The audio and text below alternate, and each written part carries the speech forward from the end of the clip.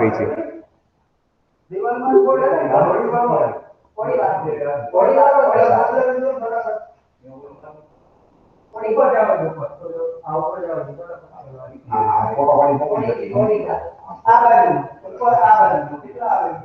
પહેલી વસ્તુ કાલે ચર્ચા કરતા તેમાં થોડુંક એડિશન, બરાબર? વિસર્જન જો હંમેશા યાદ રાખજો, રાજ્યસભા કાયમી ગૃહથી વિસર્જન થશે નહીં હોવાથી વિસર્જન થતું નથી. આ એક વસ્તુ ખાસ યાદ રાખજો. કેમ વિસર્જન થતું નથી? ઓકે, હવે વિસર્જન થાય છે તો માત્ર ને માત્ર લોકસભાનું. અને લોકસભાની દ્રષ્ટિએ આપણે ચર્ચા કરીએ, લોકસભા પણ લોકસભામાં અમુક પ્રકારના બિલ આવતા હોય છે. ઓકે, તો લોકસભાનું વિસર્જન થાય છે તો કઈ રીતે વિસર્જન થાય એ થોડીક ચર્ચા કરી, કારણ કે એક્ઝામમાં આમાં રિલેટેડ અમુક વિધાન વાક્યો પ્રશ્ન પૂછાઈ જતા હોય છે. તો પહેલી વસ્તુ નંબર 1, તો લોકસભાનો કાર્યકાળ પૂરો થાય ત્યારે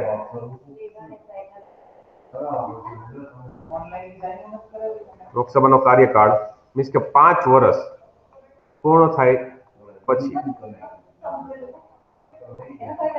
તો એમનું વિસર્જન થાય છે, એટલે નવી ચૂંટણીઓ આવે છે. બીજી કઈ રીતે તો આપણે ચર્ચા કરી કે વડાપ્રધાન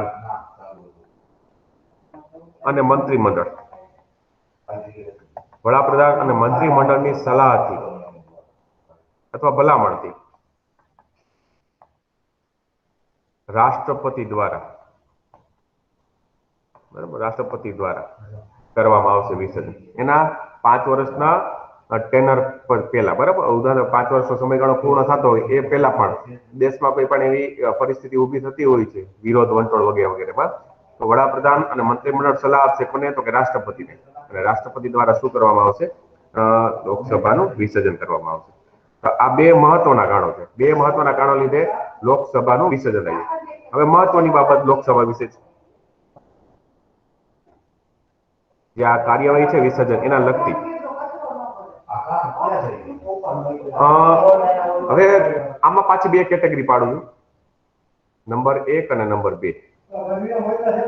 કે ક્યાં બિલ, ક્યાં વિધેયક, ક્યાં ખરડા, ક્યાં વિધેયક કે બિલ કે ખરડા રદ નથી થતા વિસર્જન થવાથી, અને ક્યાં વિધેયક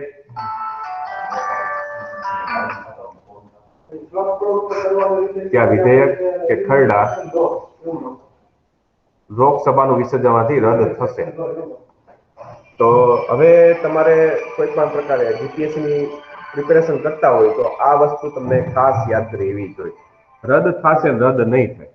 તો રદ નહીં થાય એ ક્યાં તો જોઈ લ્યો. પહેલી વસ્તુ, હવે આમાં પોઈન્ટ પાડી તમને સમજાવતો, તો કે રાજ્યસભામાં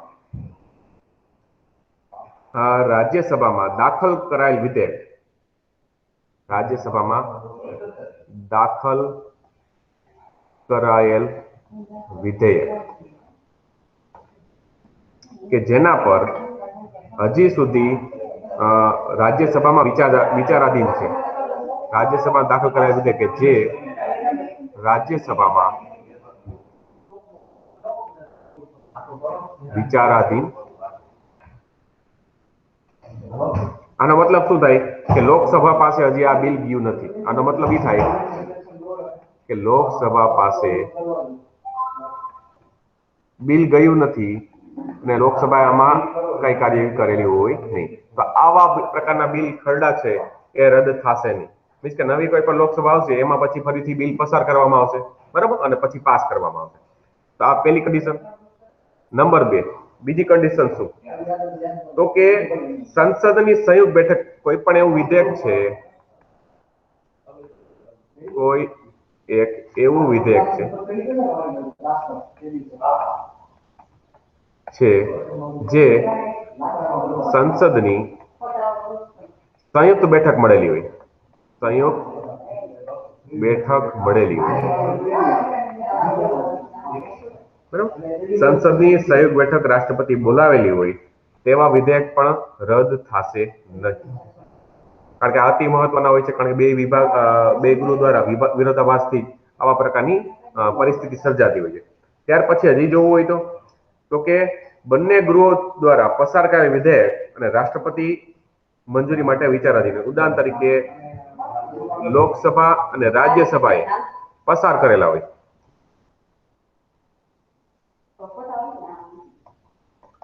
પરંતુ રાષ્ટ્રપતિ પાસે વિચારાધીન હોય. એનો મતલબ એ કે રાષ્ટ્રપતિ આવા બિલમાં હજી સહી ન કરેલી હોય તો એવા બિલ પણ શું છે, એમાં ઈ બિલ રદ થશે નહીં. એટલે આ 3 કન્ડિશન યાદ રાખજો. જ્યારે લોકસભાનું વિસર્જન થયેલું હોય ત્યારની વાત છે. ફરીથી તમને અહીં લખી દઉં, વિસર્જન બાબતે, લોકસભાના વિસર્જન બાબતે 2 પ્રકારના બિલ હોય છે, જેના અંતર્ગત અમુક પ્રકારના જે ખરડાઓ છે એ રદ નથી થતા. એ આવા ક્યાં? તો કે રાજ્યસભામાં દાખલ કરેલ વિધેયક જે રાજ્યસભામાં વિચારાધીન છે, બરાબર, જેની ઉપર ખરા અર્થમાં લોકસભામાં આ બિલ ગયું નથી, માત્ર રાજ્યસભાએ જ કાર્યવાહી કરેલી છે. બીજું, કોઈ એક એવું વિધેયક કે જે સંસદની સંયુક્ત બેઠક એના માટે મળેલી હોય, બંને ગૃહમાં વિરોધાભાસ હોય તો એવું કોઈ પણ બિલ. ત્રીજી, કે લોકસભા અને રાજ્યસભાએ પસાર કરેલું હોય, પારિત કરી દીધું હોય, પણ રાષ્ટ્રપતિ પાસે હજી એની સહી કરવા માટે બાકી હોય તો એવું બિલ રદ થશે નહીં. તો રદ કેવા બિલ થશે? હવે જોઈ લી કેવા પ્રકારના બિલ છે રદ. તો લોકસભા દ્વારા પસાર કરાયેલ વિધેયક પરંતુ હજી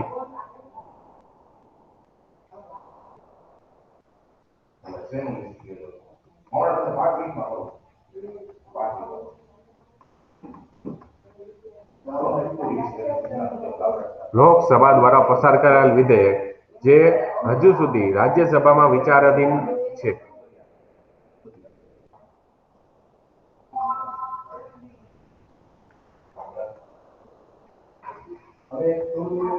તો એવા પ્રકારના બિલ છે એ રદ થઈ જશે. બરાબર, લોકસભા દ્વારા પસાર કરેલ છે પણ રાજ્યસભામાં હજી શું છે, એ વિચારાધીન છે, તો એ બિલ શું થઈ ગયું? રદ થઈ જશે. હજી ત્યાર પછી તો કે રાજ્યસભા દ્વારા પસાર કરેલ વિધેયક પરંતુ લોકસભા દ્વારા હજુ વિચારાધીન છે, તે રદ થશે.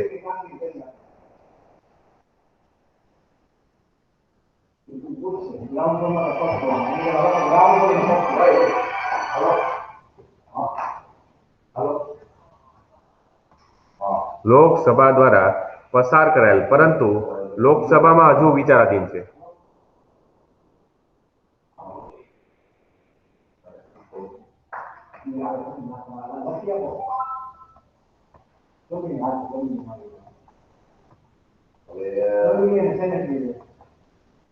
બરાબર, તો આવા બિલ શું છે? રદ થશે.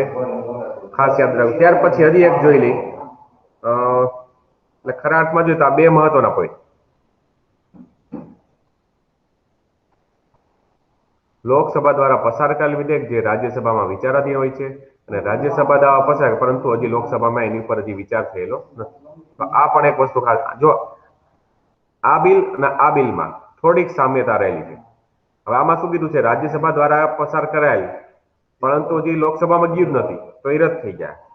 સોરી, રદ નહીં થાય. અને રદ થાય, ઉદાહરણ તરીકે રાજ્યસભા દ્વારા પસાર કરાયેલું છે પરંતુ લોકસભામાં હજી વિચારાધીન હતું, તો એ રદ થઈ જશે. તો આ વિસર્જનની બાબતેની સત્તા ખાસ કરીને યાદ રાખજો, કારણ કે વિધાન વાક્ય વાળા પ્રશ્નમાં આવી રીતે તમને અટપટા પ્રશ્ન પૂછી લેશે. ચાલો ત્યાર પછી આગળ વધી. કાલે આપણે પ્રશ્નકાળ જોઈ ગયા હતા, ત્યાર પછી શૂન્યકાળ જોઈ ગયા હતા, બરાબર? પ્રશ્નકાળ, હા બોલો ને. હા સર, આ તમે કીધું છે કે રાજ્યસભામાંથી લાભ થઈ જશે, બરાબર છે બિલ. તો રાજ્યસભા છે લોકસભામાં ફરીથી રજૂ કરવું પડે અથવા કરી શકે ને? હા, રજૂ કરી શકે. હા, ફરીથી ટૂંકમાં નવી સ્તરથી પાછી પ્રક્રિયા આગળ વધશે, બરાબર? ઓકે. ઉદાહરણ તરીકે હમણાં સંસદમાં જે પ્રક્રિયા ચાલે છે, બજેટ ઉપર જે હમણાં ચર્ચા વિચારણા ચાલે છે, હમણાં આપણે એમાં જ આવી છીએ, કારણ કે બજેટને બજેટને રિલેટેડ બધી પ્રોસેસ છે હમણાં હું તમને બતાવી છે, પાછી ડેટા છે એ બતાવી, પેલા થોડુંક સમજી લઈ પછી આગળ વધી, બરાબર? સર એટલે હજી એક આપણે પ્રશ્ન છે સર, મની બિલ હોય, મની બિલ હા લાપ્સ થાય હા મની બિલ ઈ છે ઈ એમાં કોઈ લાભ થઈ શકે છે, એટલે એને સમજાણું ફરીથી રજૂ કરવું પડે? ઓકે, હા હું બેન હમણાં એની ઉપર જ આવું છું, આખું મની બિલ ઉપર જ, પછી મને ઓકે પૂછજો. પછી આપણે એની ઉપર જ આવી છીએ, નાણાં બિલ અથવા મની બિલ ઉપર વિધેયક, બરાબર? હમણાં એની ઉપર આપણે આવશી. પેલા થોડીક નાની નાની જે મહત્વના પ્રસ્તાવ છે ને એ જોઈ લી, કારણ કે પછી તમને સમજવામાં ઈઝી રહે થોડું. પ્રસ્તાવ, તો પ્રસ્તાવ પેલા વન બાય વન બધા પ્રસ્તાવ શું છે એ જોઈ લી, બરાબર? પછી હું તમને એનો ડેટા બતાવીશ, મની બિલ વગેરે, એટલે તમને થોડોક આઈડિયા ક્લિયર થાય. તો જાહેર મહત્વના મુદ્દાઓ પર ચર્ચા ગૃહમાં ચર્ચા કરવા માટે મંત્રી દ્વારા અથવા અન્ય કોઈ પણ સભ્યો દ્વારા, બરાબર, અમુક પ્રકારના પ્રસ્તાવ લેવામાં આવતા હોય છે. અને પ્રસ્તાવ રજૂ કરવા માટે ગૃહના અધ્યક્ષની મંજૂરી લેવી પડે છે, એ ખાસ યાદ રાખજો. હવે આના રિલેટેડ પ્રસ્તાવો, મુખ્ય પ્રકારના 3 પ્રકારના પ્રસ્તાવ છે, મુખ્ય 3 છે, બરાબર? એ ક્યાં ક્યાં? પેલા મહત્વપૂર્ણ પ્રસ્તાવ, પેલો પ્રસ્તાવ છે મહત્વનો, એને કહેવાય કે જેના હેઠળ ખૂબ મહત્વના મુદ્દાઓ પર ચર્ચા થાય છે, ખૂબ મહત્વના મુદ્દાઓ પર ચર્ચા કરવામાં આવશે. અને ઉદાહરણ તરીકે રાષ્ટ્રપતિ પર મહાભિયોગ, લોકસભાના અધ્યક્ષ, ઉપાધ્યક્ષ, મુખ્ય ચૂંટણી કમિશનરને હોદ્દા પરથી દૂર કરવા,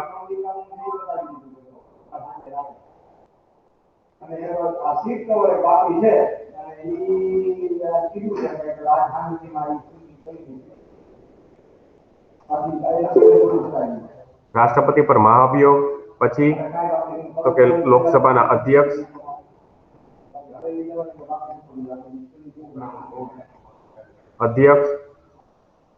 ઉપાધ્યક્ષ,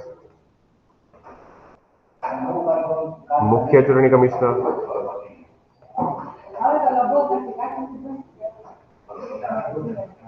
બરાબર, વગેરે ને પછી આમાં કે ગઈ આવી વગેરે ને દૂર કરવાનો પ્રસ્તાવ આવ્યો છે.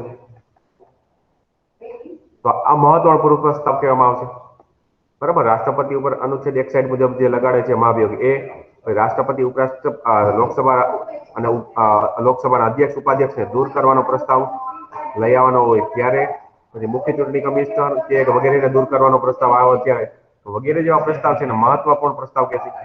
બીજું તો કે અવેજી પ્રસ્તાવ, અવેજી પ્રસ્તાવ, જે શું આ પ્રસ્તાવ એટલે શું? તો કે મૂળ પ્રસ્તાવના બદલે રજૂ થતો પ્રસ્તાવ, જે મૂળ પ્રસ્તાવ રજૂ કરવાનો છે એના બદલે રજૂ કરવામાં આવતો હોય, જો આ પ્રસ્તાવનો સ્વીકાર થાય તો તે મૂળ પ્રસ્તાવનું સ્થાન લે છે, બરાબર? તો અવેજી, અવેજી એટલે એમનો નેમ જ સજેસ્ટ કરે, બીજાના બદલે ઉપયોગ કરવાતો. ત્રીજું પૂરક પ્રસ્તાવ,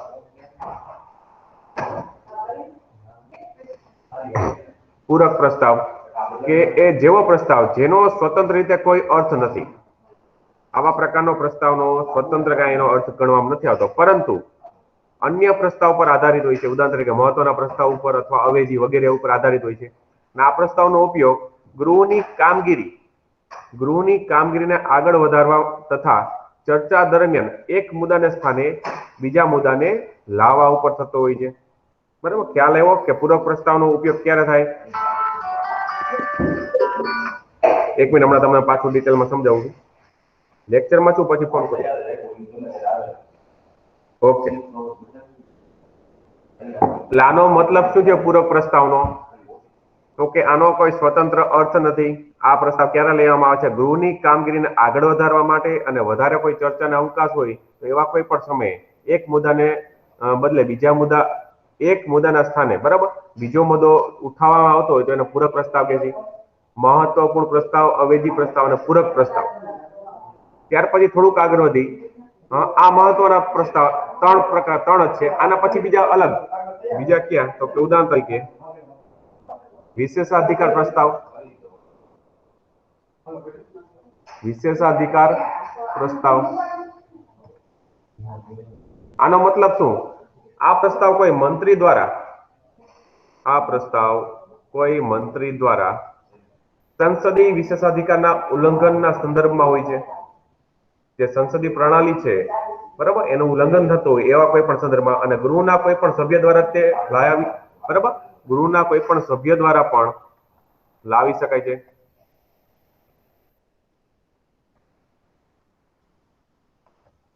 ઓકે, ચાલો હવે આની મહત્વ શું છે જોઈ લઈએ. વિશેષાધિકાર પ્રસ્તાવ જ્યારે એવું સૂચિત થાય કે મંત્રીએ જ્યારે કોઈ પણ એવું સૂચિત થાય કે મંત્રીએ ખોટી માહિતી આપી છે, કોઈ પણ મંત્રી દ્વારા જ્યારે સભ્ય પ્રશ્ન પૂછવામાં આવતા હોય છે પ્રશ્નકાળ બરાબર વગેરે દરમિયાન, તેવા સમયે કોઈ પણ મંત્રીએ ખોટી માહિતી આપેલી હોય અથવા યોગ્ય તથ્યો રજૂ કર્યા ના હોય બરાબર, તો એવા સમયે ગૃહના સભ્યોના વિશેષાધિકારનું ઉલ્લંઘન થતું હોય એવા કોઈ પણ સમયે બરાબર વિશેષાધિકાર પ્રસ્તાવ લઈ આવવામાં આવે છે.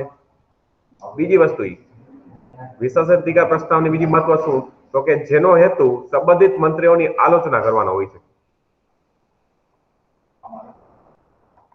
આલોચના અથવા તો આપણે નિંદા કેના દ્વારા? વિરોધ પક્ષ દ્વારા. કોની? તો કે મંત્રીઓની. બરાબર, એટલે આ વિશેષાધિકાર પ્રસ્તાવમાં એનું ઉલ્લેખન કરવામાં આવશે. હજી ત્યાર પછી ધ્યાનાકર્ષણ પ્રસ્તાવ, ધ્યાન ખેંચવા માટે ધ્યાનાકર્ષણ પ્રસ્તાવ. હવે જ્યારે પણ ગૃહના અધ્યક્ષની મંજૂરીથી જ બરાબર મોટાભાગના પ્રસ્તાવ છે ગૃહના અધ્યક્ષની મંજૂરીથી જ લઈ આવવામાં આવે છે. અને આ પણ એવી રીતે જેનો હેતુ તાત્કાલિક મહત્વના કોઈ પણ તાત્કાલિક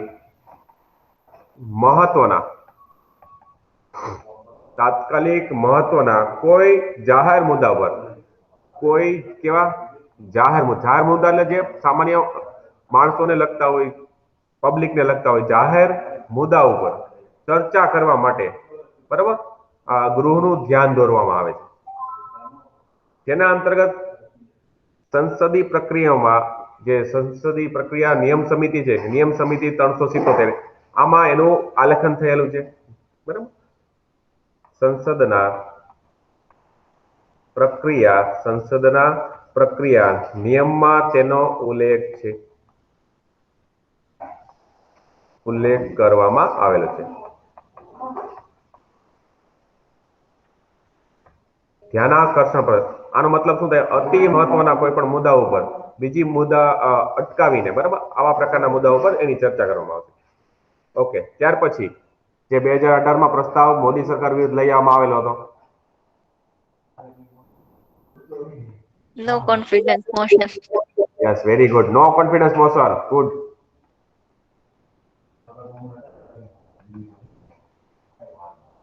નો કોન્ફિડન્સ મોશન. બરાબર, આના રિલેટેડ પ્રશ્ન એક્ઝામમાં પૂછાઈ ગયા હતા કે આ પ્રસ્તાવ ક્યાં બરાબર આ પ્રસ્તાવ ફક્ત ને ફક્ત સૌપ્રથમ ક્યાં? તો કે માત્ર ને માત્ર લોકસભામાં જ રજૂ થાય છે.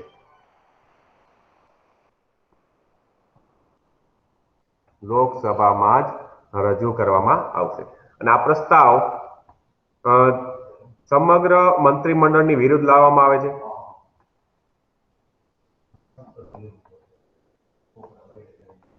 મીન્સ કે સરકારની જે કાર્ય પદ્ધતિ છે એનું બરાબર નથી થતી અને બરાબર સરકાર ચલાવી ના શકાય એવા કોઈ પણ કારણોસર સમગ્ર મંત્રીમંડળ વિરુદ્ધ લોકસભામાં રજૂ કરવામાં આવે છે કે જેનો હેતુ મંત્રી પરિષદનો વિશ્વાસનું નિધાન ટકાવી નથી રાખેલા એટલા માટે કરવામાં આવે છે. લોકસભામાં અવિશ્વાસ પ્રસ્તાવ રજૂ કરવા માટે આ પ્રશ્ન વિધાન વાક્ય પૂછાઈ ગયું છે.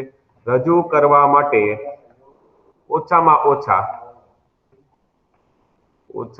આ પ્રશ્ન પૂછાઈ ગયું છે. કોઈને યાદ છે? ઓછામાં ઓછા કેટલા સભ્યોની સમર્થનથી લઈ આવી શકાય છે? ચાલો ઓકે, વેરી ગુડ. 50 સભ્યો. Good, very good.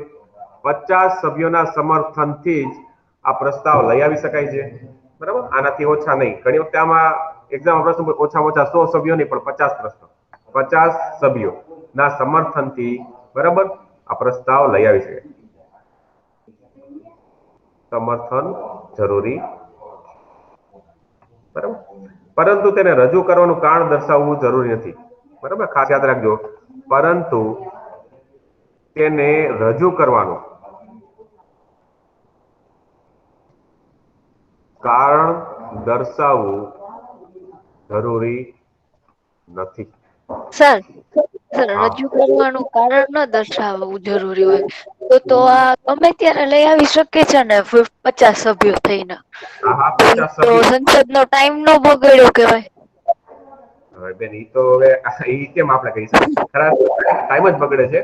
પણ ઉદાહરણ તરીકે 50 સભ્ય સમર્થન આપે, બને ત્યાં સુધી સમર્થન આ એક સરકાર ઉપર મોટો મોટો શું કહેવાય વિશ્વાસ ઉભો કરવાની વાત થઈ ગઈ કે હા સરકાર છે બરાબર દેશમાં શાસન ચલાવી ના શકતું હોવાથી અમે આ પ્રસ્તાવ લઈ આવી છીએ.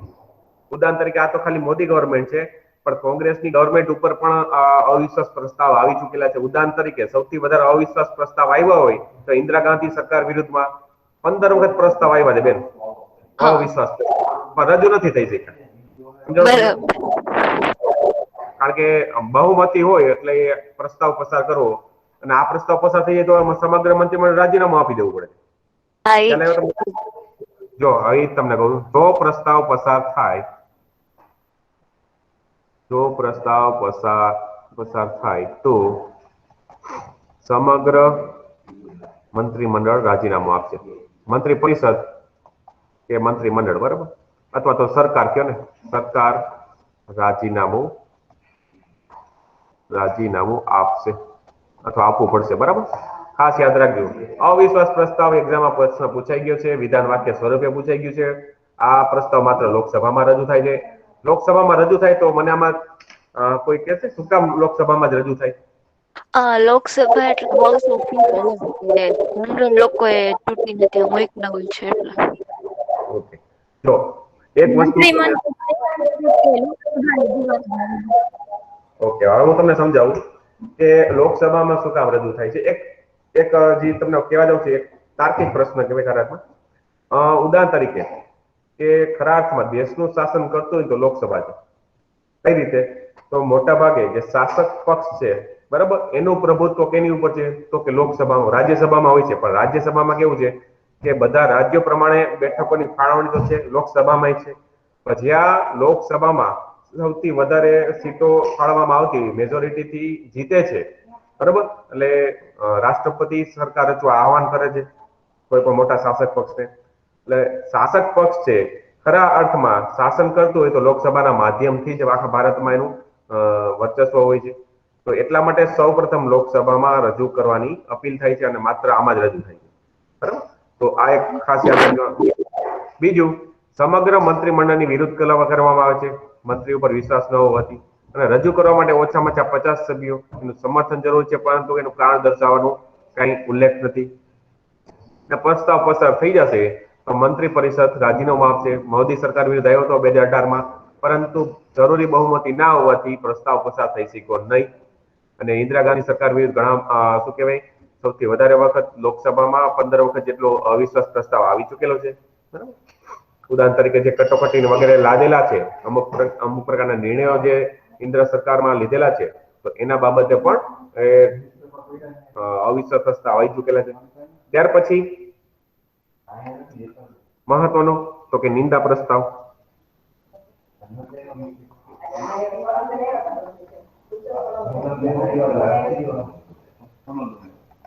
નિંદા પ્રસ્તાવ તો કે સરકારની આલોચના કે નિંદા કરવા માટે આ પ્રસ્તાવ પણ ક્યાં લઈ આવી શકાય છે? લોકસભામાં. આ પ્રસ્તાવ પણ માત્ર ફક્ત લોકસભામાં જ આવે છે. તે કોઈ એક મંત્રી કે સમગ્ર મંત્રી પરિષદની વિરુદ્ધમાં હોય છે, કે કોઈ એક મંત્રી કે સમગ્ર મંત્રી પરિષદ વિરુદ્ધ હોઈ શકે છે. બીજું, લોકસભામાં નિંદા પ્રસ્તાવને રજૂ કરવાનું કારણ દર્શાવવું જરૂરી છે, ઓમાં જરૂરી નહોતું.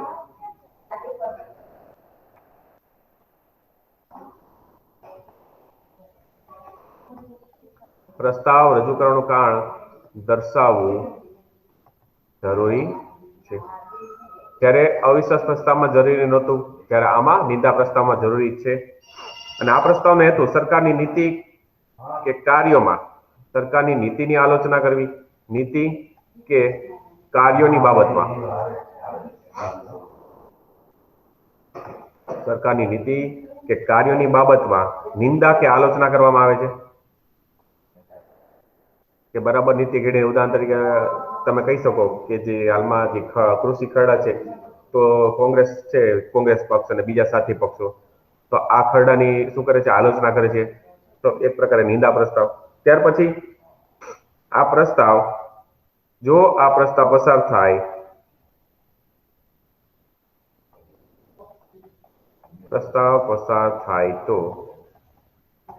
તો મંત્રી પરિષદે કે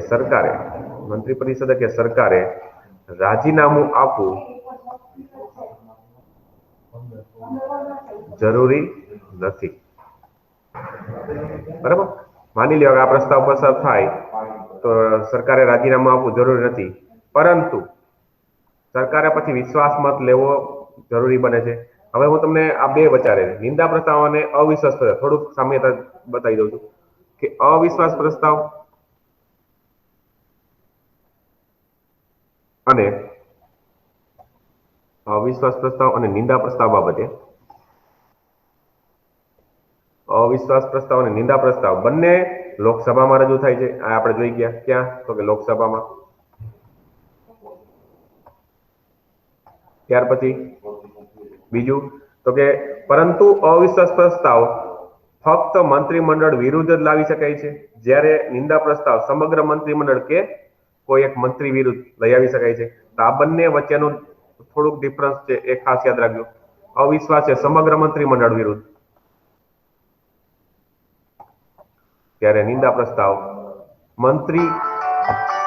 કોઈ એક મંત્રી કે સમગ્ર મંત્રી પરિષદ.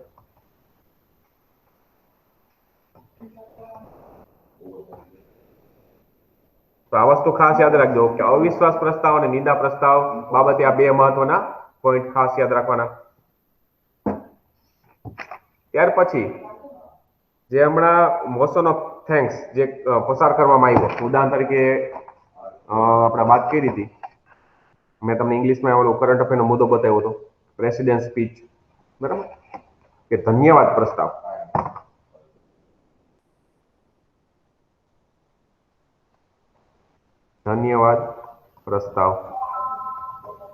મોશન ઓફ થેન્ક્સ જેને કહી છે આપણે ઇંગ્લિશમાં, લખી જ દઉં ચાલો,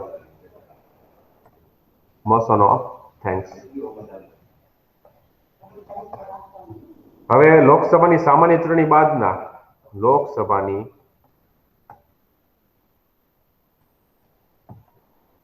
સામાન્ય ચૂંટણી પછી પ્રથમ સત્ર તથા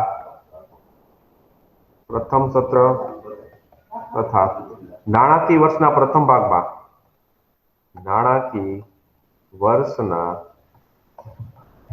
પ્રથમ સત્રમાં કેના દ્વારા રજૂ કરવામાં આવે છે, તો કે રાષ્ટ્રપતિ દ્વારા. રાષ્ટ્રપતિ શું કરશે? ગૃહને સંબોધન કરશે. એટલે તમે કદાચ આ જો રાષ્ટ્રપતિ જે ગૃહને સંબોધન કરતા હોય, કદાચ તમે જોયું હોય આ આખું લોકસભામાં, બરાબર, સંસદમાં પ્રક્રિયા જોઈ હોય તો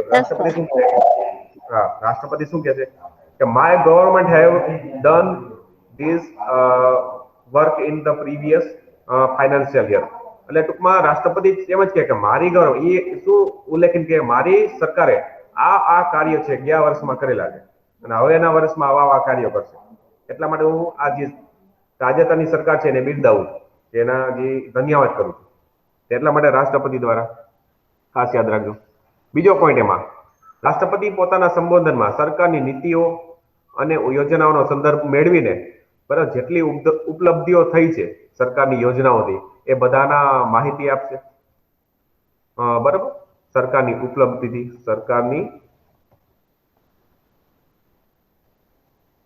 સરકારની ઉપલબ્ધિઓ વિશે રાષ્ટ્રપતિ એની માહિતી આપશે. બીજું, ત્યાર પછી રાષ્ટ્રપતિના સંબોધન બાદ ગૃહમાં તેના પર ચર્ચા થાય છે.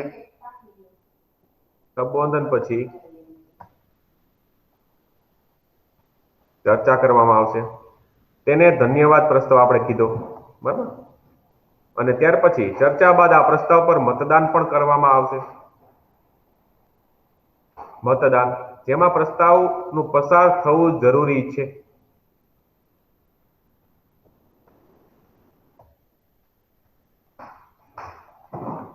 પ્રસ્તાવ પસાર થવો જરૂરી છે, નહીં તો સરકારે રાજીનામું આપવું પડી શકે.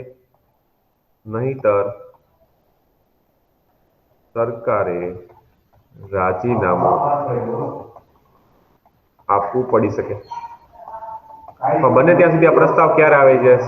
જ્યારે સરકાર પાસે મેજોરિટી હોય એવા સમયે જ આ ધન્યવાદ પ્રસ્તાવ રાષ્ટ્રપતિ દ્વારા વડાપ્રધાન અને મંત્રીમંડળના કહેવા અનુસાર આવતો હોય છે. રાષ્ટ્રપતિનું સંબોધન, બરાબર, મોશન ઓફ થેન્ક્સ ખાસ યાદ રાખજો. ત્યાર પછી નો પ્રસ્તાવ જોઈએ આપણે, સ્થગન પ્રસ્તાવ.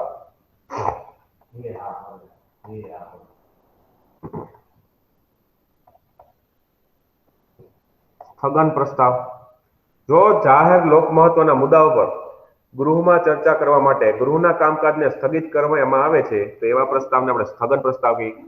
કોઈ પણ એવો મુદ્દો લેવામાં આવે છે કે જેના ઉપર ચર્ચા પહેલા થવી જોઈએ, બીજી ચર્ચાઓ બિલ ઉપર કરવાના બદલે, ખરડા ઉપર કરવાના બદલે મહત્વનો મુદ્દો છે. ઉદાહરણ તરીકે સંસદમાં અત્યારે જે બજેટ સત્ર ચાલે છે, બજેટ રિલેટેડ પ્રક્રિયાઓ ચાલે છે, પણ વિરોધ પક્ષ દ્વારા, બરાબર, સ્થગન પ્રસ્તાવ લઈ આવી શકાય છે. બરાબર, જોવો જી કે ઉદાહરણ તરીકે અત્યારે ખેડૂત આંદોલન થાય છે તો એના વિશે સરકાર વિચાર કરે. સ્થગન પ્રસ્તાવ રજૂ કરવા માટે અવિશ્વાસ પ્રસ્તાવની જેમ 50 સભ્યોનું સમર્થન જરૂરી છે. બરાબર, 50 સભ્યોનું સમર્થન જરૂરી છે તથા તેને લોકસભા કે રાજ્યસભામાં રજૂ કરી શકાય છે.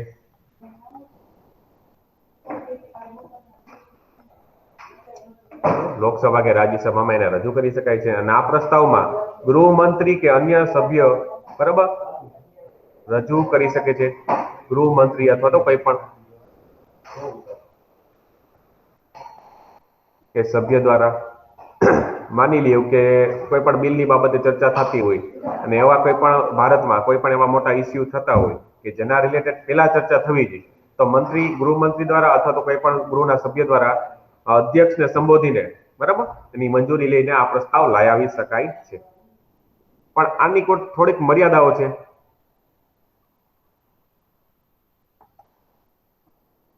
તો એ મર્યાદાઓ કઈ?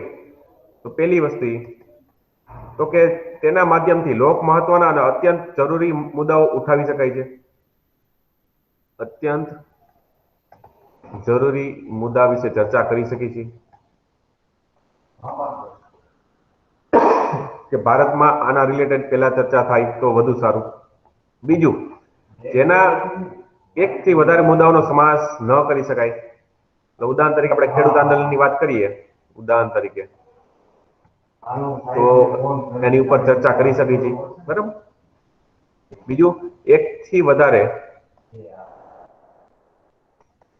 વધારે મુદ્દા રજૂ કરી શકાશે નહીં. એકથી વધારે મુદ્દા બાબતે રજૂ ન કરી શકાય.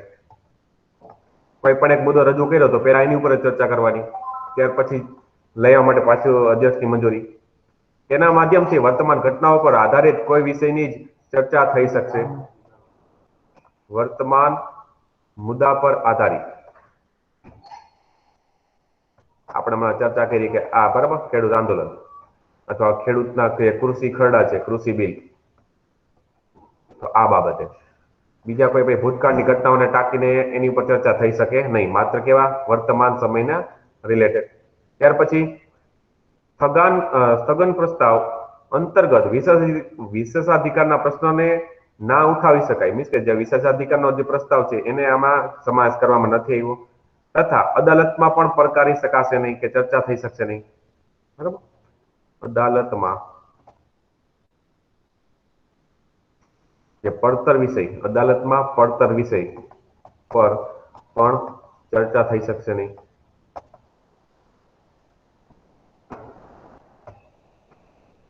ખાસ યાદ રાખજો, જેના અંતર્ગત આપણે વિશેષાધિકારનો મુદ્દો આમાં ઉઠાવી ના શકી, વિશેષાધિકારના પ્રસ્તાવનો. અને અદાલતમાં જેટલા પડતર કેસો છે કોઈ પણ બાબતના, બરાબર, સરકાર અથવા કોઈ પણ રાજ્ય વિરુદ્ધના વગેરે વગેરે, તો એનો બાબતનો ચર્ચા કરી. આ માત્ર શું છે, વર્તમાન સમયના લીધે કોઈ પણ એવા મુદ્દા વિશે જરૂરી ચર્ચા હોય, અવકાશ હોય, તો એવા જ પ્રસ્તાવ આમાં લઈ આવી શકશે. ત્યાર પછી અતિ મહત્વનું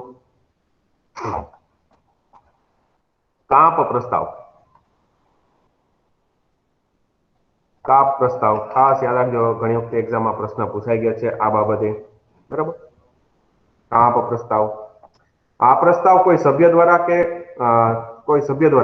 કોઈ વિશેષ વાદ વિવાદ ઉપર પણ લઈ આવી શકાય છે.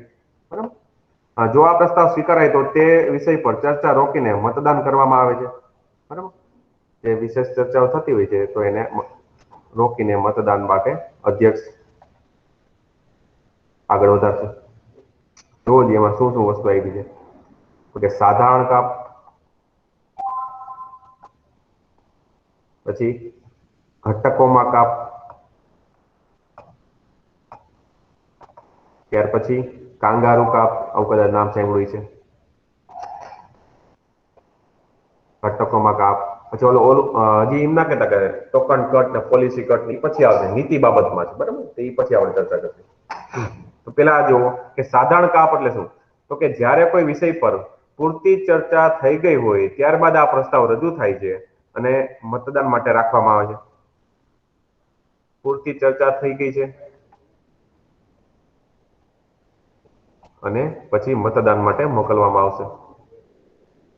ઓકે, પછી ઘટકોમાં કાપ એટલે તો કે આ પ્રસ્તાવ હેઠળ બધા જ વિષયમાં બધા જ પ્રકારના વિધેયકોનો એક સમૂહ બનાવીને તેના પણ પૂર્ણ રીતે ચર્ચા કરવામાં આવશે અને સંપૂર્ણ ભાગ પર મતદાન કરવામાં આવશે.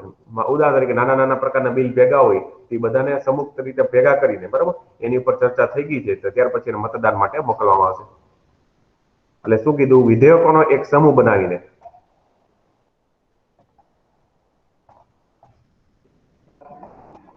એક સમૂહ બનાવીને એની પર ચર્ચા કરવામાં આવે છે અને ત્યારબાદ જ પછી શું છે, સમગ્ર ભાગ ઉપર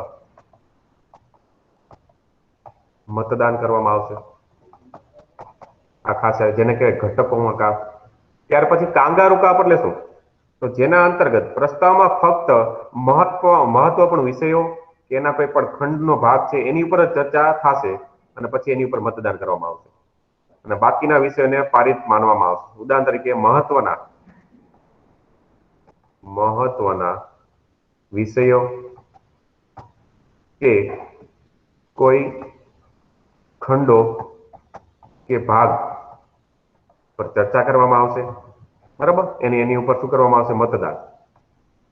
અને બાકીના ભાગો હોય, બાકીના ખંડ કે ભાગ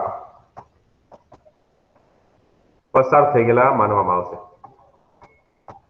બરાબર, પસાર થઈ ગયેલા માનવામાં આવશે, એને કહેવાય કાંગારૂ કાપ. આ ખાસ યાદ રાખજો, કોઈ પણ એક વાર એક્ઝામમાં આના રિલેટેડ પ્રશ્ન પૂછવામાં આવ્યો. કોઈ મહત્વના વિષયો, ખંડો કે ભાગ ઉપર ચર્ચા કરીને સીધું એની ઉપર મતદાન કરવામાં આવે છે અને બાકીના એના ભાગો છે એ પસાર થઈ ગયેલા માનવામાં આવશે. તો આ કાપ પ્રસ્તાવ વિશે યાદ રાખજો. હા, આ કટ મોશન કેમાંથી લેવામાં આવેલું છે કે આપણું ઇન્ડિયાનું ખુદનું જ છે? ના આજે હું એની વિશે જ આવું છું. કટ મોશન છે ને આખું જે તમે કહેશો નીતિ કાપ, પોલિસી કાપ અને ઇકોનોમી, ઈ કટ હમણાં આગળ કરાવું. બરાબર, એ હમણાં જ કરાવું. ઓકે, હવે એક મુદ્દો હતો આના બાબતનો, કાપ પ્રસ્તાવ, જે એને ગિલોટીન કહેવાય છે કદાચ. બરાબર, ગિલોટીન. આ ગિલોટીન એટલે બીજું કાંઈ નહીં કે કોઈ પણ મુદ્દા ઉપર ચર્ચાઓ થઈ ગઈ છે, કોઈ પણ મુદ્દા ઉપર ચર્ચા થઈ ગઈ છે, પરંતુ હવે કઈ ચર્ચાને અવકાશ ના હોય તેવા સમયે અધ્યક્ષ છે, બરાબર, હવે એ ચર્ચાને અટકાવીને મતદાન કરાવશે, જે આ પ્રોસેસને ગિલોટીન કહેવાય. આને બીજું કાંઈ નહીં, સાદા અર્થમાં સમય ટૂંકાવાની પદ્ધતિ. સમય ટૂંકાવાની પદ્ધતિ. હવે આના વિશે થોડુંક વાંચી લઈએ. જ્યારે કોઈ વિધેયક કે સંકલ્પના પર, બરાબર, ચર્ચા ન થઈ શકે તો મતદાનથી પૂર્વે તેના પર ચર્ચા કરવા માટેના પ્રકારનો પ્રસ્તાવ. એટલે ટૂંકમાં અધ્યક્ષ દ્વારા કોઈ પણ મુદ્દા ઉપર ચર્ચાઓ થયેલી છે અને વધારે ચર્ચાને અવકાશ નથી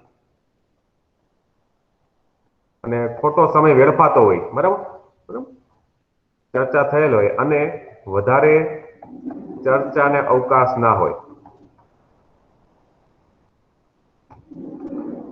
એવા સમય પછી ચર્ચાને ટૂંકાવીને મતદાન કરવામાં આવે છે, જેને આપણે ગિલોટીન કીધેલું છે. ઓકે, ત્યાર પછી હવે તમે જે વસ્તુ વાત કરી હતી એ બાબતમાં, બરાબર, હવે એ ચર્ચા આપણે કરી. એટલે આવા પ્રસ્તાવ છે એ ઘણી વખતે એક્ઝામમાં પ્રશ્ન પૂછાઈ ગયેલો છે.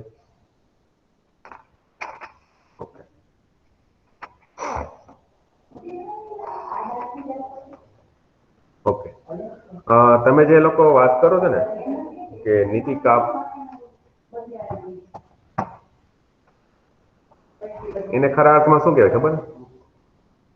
અનુદાનની માંગણીઓ પર, અનુદાનની માંગણીઓ પર મતદાન, અનુદાનની માંગણીઓ પર મતદાન, જેના અંતર્ગત લોકસભાને જ અનુદાનની માંગણીઓ પર મતદાનનો અધિકાર છે. હું હમણાં આવું છું, યાદ રાખજો. લોકસભાને માત્ર અધિકાર છે રાજ્યસભાને નહીં, રાજ્યસભાને નહીં, ખાસ યાદ રાખજો. અનુદાનની માંગણીઓ ઉપર મતદાન કરવાનો અધિકાર માત્ર લોકસભાને છે, એમાં રાજ્યસભા છે કાંઈ રોલ નથી. એમાં માત્ર લોકસભાનો જ રોલ છે. આમાં ખાલી રાજ્યસભા ચર્ચા જ કરી શકે છે. ઓકે, આના અંતર્ગત બીજું, રાજ્યસભાને બજેટ વાળા મતાધિકાર વાળો ભાગ હોય એમાં જ માત્ર અધિકાર છે. બાકી સંચિત નિધિ પર ભારિત ખર્ચ ઉપર માત્ર શું ચર્ચા થાય છે, એની ઉપર એ કાંઈ પણ એક્શન લઈ શકશે અથવા તો કોઈ પણ પ્રકારની મતદાન કરી શકશે નહીં. અને સંસદ સભ્યો દ્વારા અનુદાનની માંગ ઉપર, સંસદ સભ્યો દ્વારા અનુદાનની માંગ ઉપર બરાબર વિવિધ પ્રકારના પ્રસ્તાવ લઈ આવવામાં આવતા હોય છે. જે પ્રસ્તાવ છે એ 3 પ્રકારના. બરાબર, સંસદ સભ્યો દ્વારા અનુદાનની માંગ, જે સરકારે ઉદાહરણ તરીકે આ બજેટ સત્ર ચાલે છે, જે બજેટ રજૂ કર્યું નિર્મલા સીતારામન આપણા નાણામંત્રીએ, બરાબર, તો એની ઉપર અમુક પ્રકારે અમુક યોજનાઓ પાછળ ખર્ચા બતાવ્યા હોય કે આની પાછળ અમે આટલા ખર્ચા કરશી, શિક્ષણ પાછળ આટલા ખર્ચા કરી. તો એવા સમયે બરાબર વિરોધ પક્ષ કે સભ્યો દ્વારા અમુક પ્રકારના કાપ લેવામાં આવતા હોય છે, અને એ કાપ 3 પ્રકારના છે. બરાબર, હવે તમારો પ્રશ્ન આવ્યો છે નીતિ કાપ, એને આપણે પોલિસી કટ કહી છે. બીજું તો કે ઇકોનોમિક કાપ, આર્થિક કાપ, એને આપણે ઇકોનોમિક કટ કહી છે. ત્રીજું છે સાંકેતિક કાપ, અથવા તો એને શું કહે છે આપણે ટોકન કટ ઇંગ્લિશમાં. નીતિ કાપની આપણે ચર્ચા કરીએ કે સરકારની કોઈ પણ નીતિ છે એની આલોચના કરવા માટે અને એ નીતિ વિશે અસહમતિ દર્શાવવા માટે એવું કીધેલું હોય છે, અને એ સંસદ સભ્યો દ્વારા એમાં કેટલા રૂપિયાની અસહમતિ ઘટાડવામાં આવે છે, તો કે ₹1.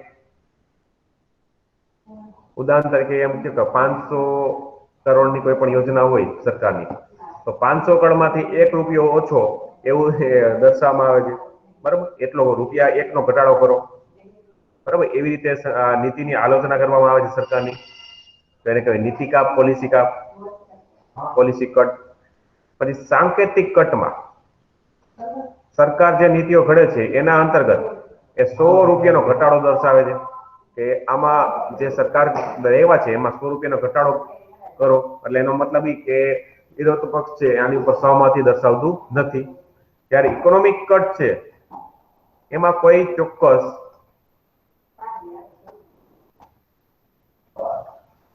ચોક્કસ કિંમત અથવા કોઈ ચોક્કસ રકમ અથવા તો કોઈ પણ ચોક્કસ છે એ શું કહેવાય રકમનો કાપ દર્શાવવાનું કહેવામાં આવે છે.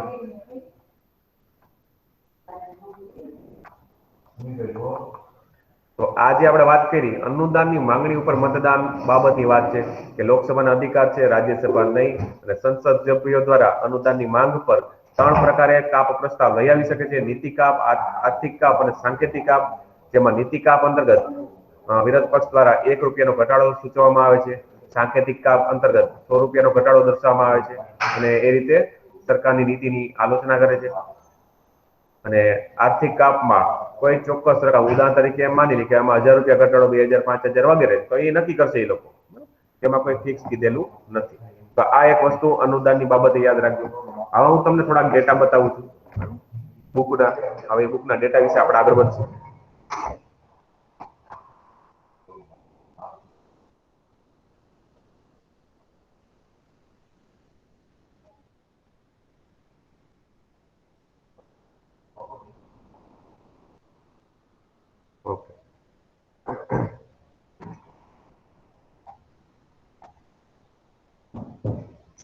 ઓકે, મની બિલ ઉપર હવે આવી છે બેન, બરાબર.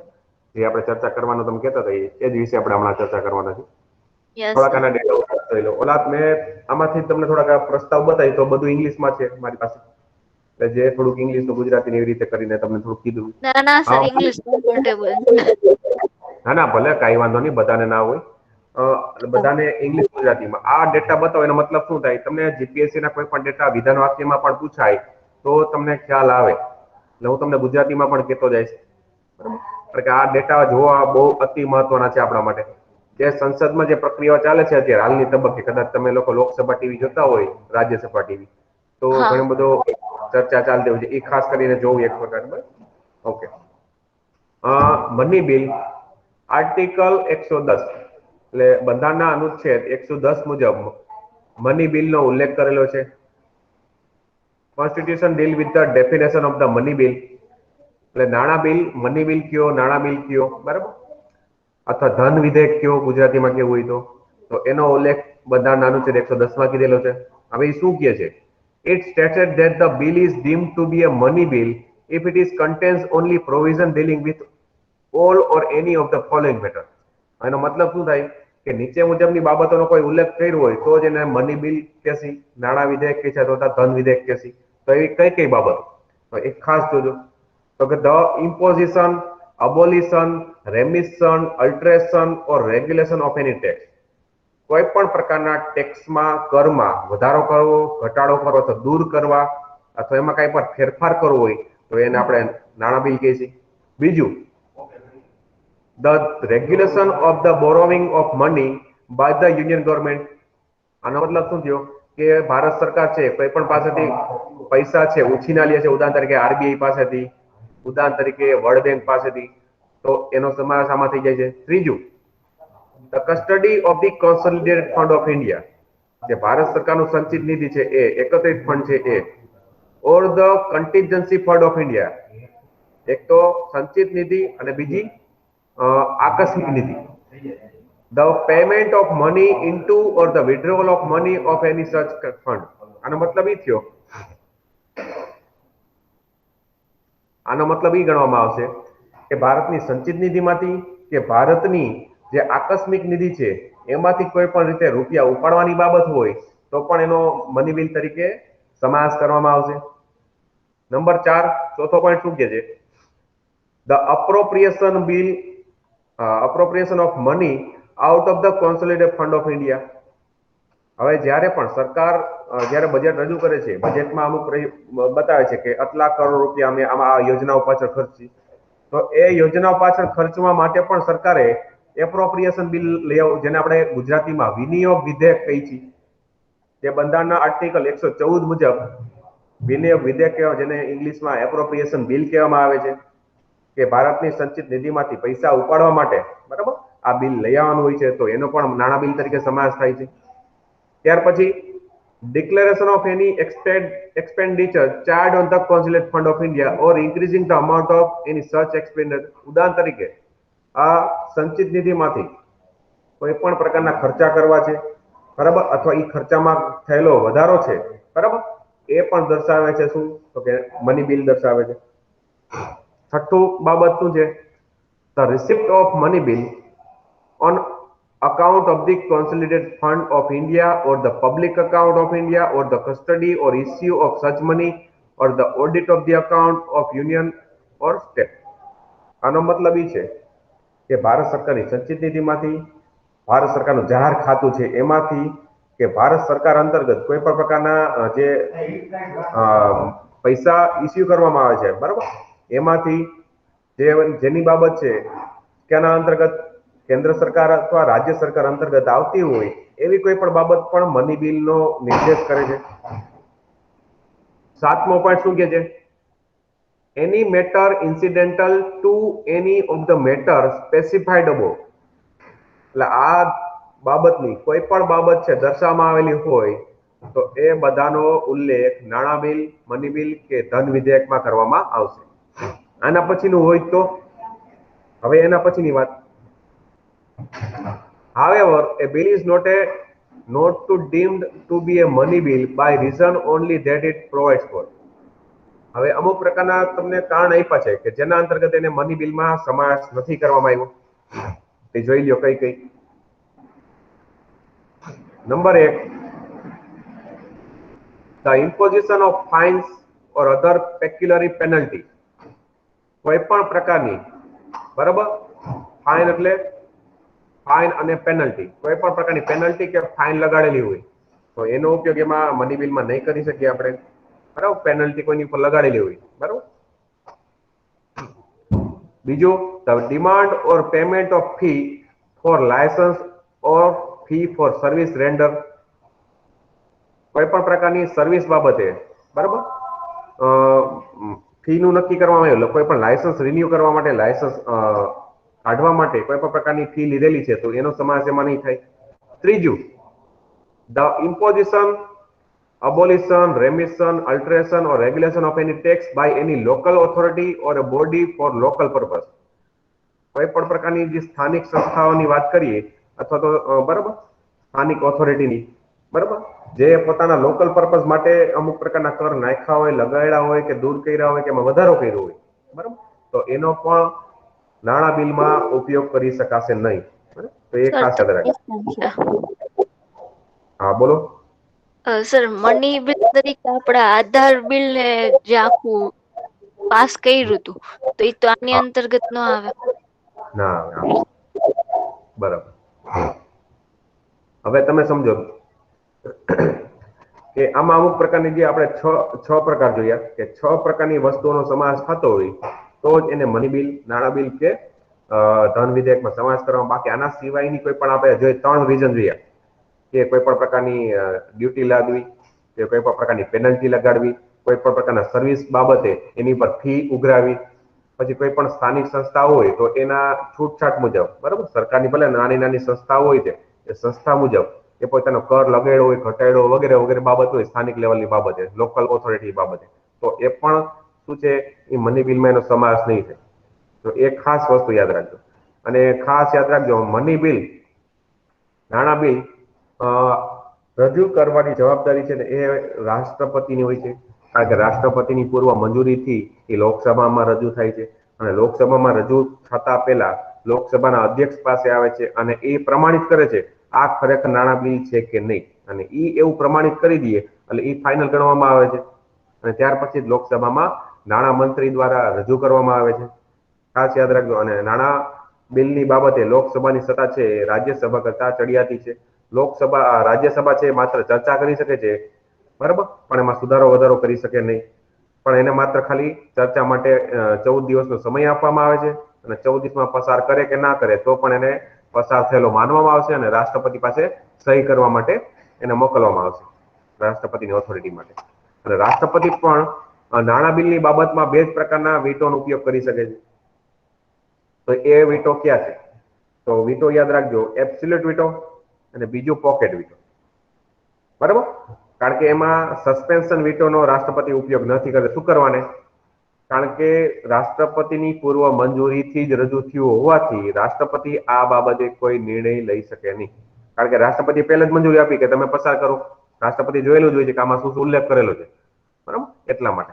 પણ એક વસ્તુ યાદ રાખજો, રાજ્ય વિધાનસભાની બાબતે રાજ્યપાલ પાસે કોઈ પણ મુદ્દો આવ્યો હોય નાણાં ખરડાનો, બરાબર, અને રાજ્યપાલ એમ કે મારે આમાં કોઈ નિર્ણય નથી લેવો, મારે રાષ્ટ્રપતિની મંજૂરી માટે મોકલવો છે એના ચર્ચા અભિપ્રાય માટે, તો એ નાણાં ખરડો, રાજ્યનો નાણાં ખરડો જ્યારે રાષ્ટ્રપતિ પાસે જશે તો રાષ્ટ્રપતિ પાસે અબાધિત સત્તાઓ છે, બરાબર. તો એ વસ્તુ એક ખાસ યાદ રાખજો આ બાબત.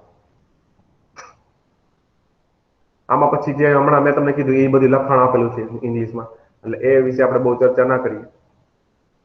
હવે ફાઇનાન્શિયલ બિલ, નાણાકીય વિધેયક, હવે એના વિશે થોડી ચર્ચા કરીએ આપણે.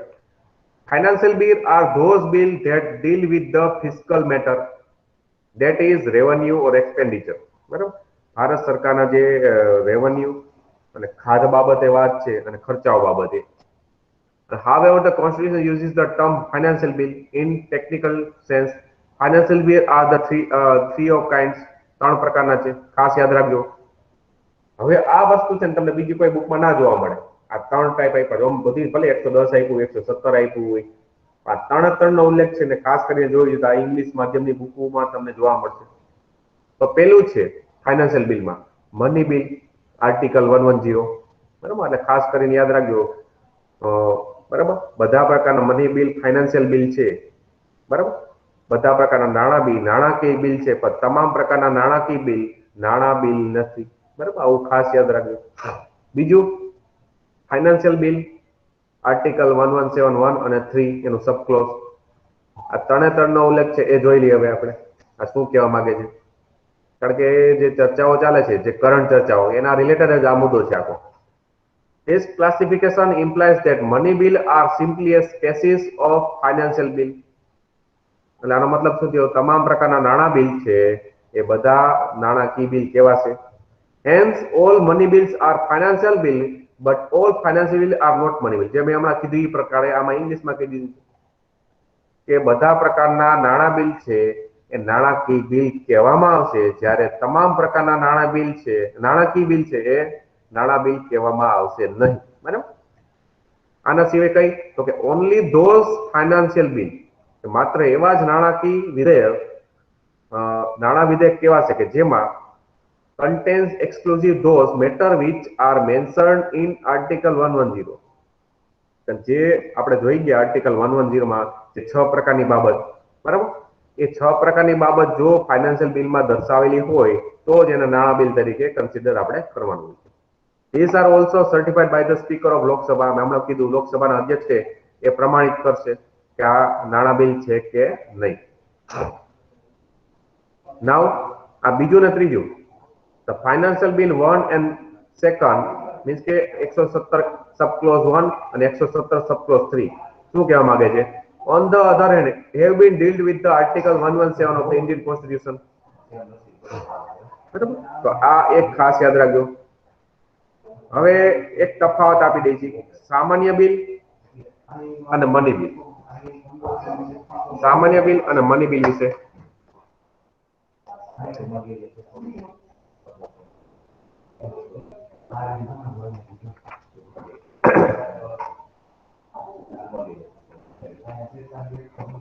આના બાબતે જે ચાલુ કરી હતી એના પર કરતા પહેલા હું તમને થોડુંક જે બેઝિક ડિટેલ છે એ તમને બતાવી દઉં કે લખીને, બરાબર.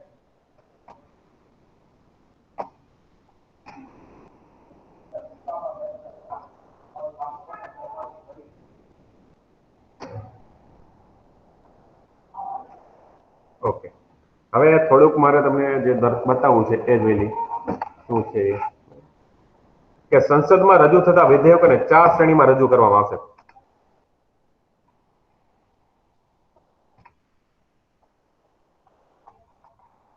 સંસદમાં રજૂ થતા બિલને અથવા વિધેયકોને કેટલા 4 શ્રેણીમાં રજૂ કરવામાં આવશે.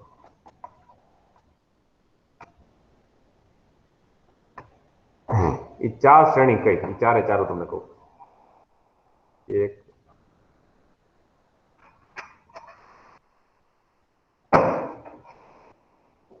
ઓકે, તો પહેલું છે સામાન્ય વિધેયક.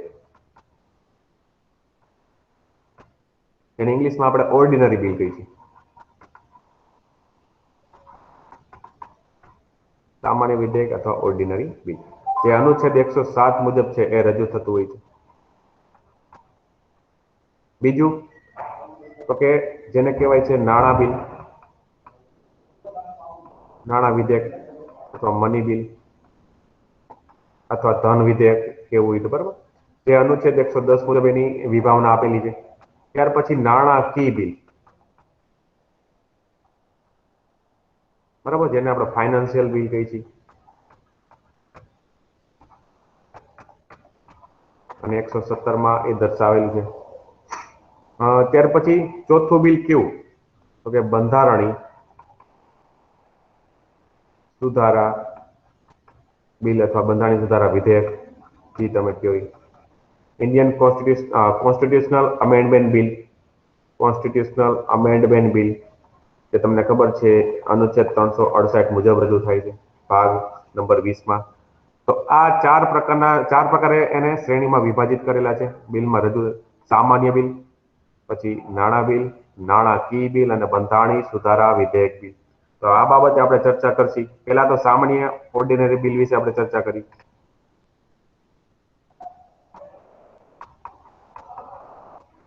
સામાન્ય વિધેયક લખું ચાલો લાગશે. સામાન્ય વિધેયક, બરાબર, ઓર્ડિનરી બિલ. ઓકે, આ વિધેયક સામાન્ય વિધેયક અથવા તો ઓર્ડિનરી બિલ કહેવામાં આવે છે, જેમાં નાણાકીય અને બંધારણીય સુધારા સંબંધિત વિષયોનો સમાવેશ કરવામાં નહીં આવે. ખાસ યાદ રાખજો, નાણાંની બાબત હોય એટલે બંધારણના સુધારાની બાબત હોય તો એનો સમાવેશ આમાં કરવામાં નહીં આવે. અને આને પણ બરાબર પસાર કરવો હોય સામાન્ય વિધેયકની બાબતમાં તો એને 3 વાંચન પછી પસાર કરવામાં આવે છે. બરાબર, 3 વાંચન બાદ, પ્રથમ વાર, બીજી વાર અને ત્રીજી વાર. 3 વાંચનમાંથી એને પસાર કરવો પડશે. બરાબર, પ્રથમ, દ્વિતીય અને તૃતીય. પહેલી વાર જ્યારે વાંચન થતું હોય, બરાબર, કે જેમાં સામાન્ય વિધેયકને સંસદના કોઈ પણ ગૃહમાં મંજૂરી લઈને રજૂ કરવામાં આવે છે અને ત્યારબાદ વિધેયકને ભારતમાં રાજ્યપત્ર, જેને ગેઝેટેડ કહેવાય છે,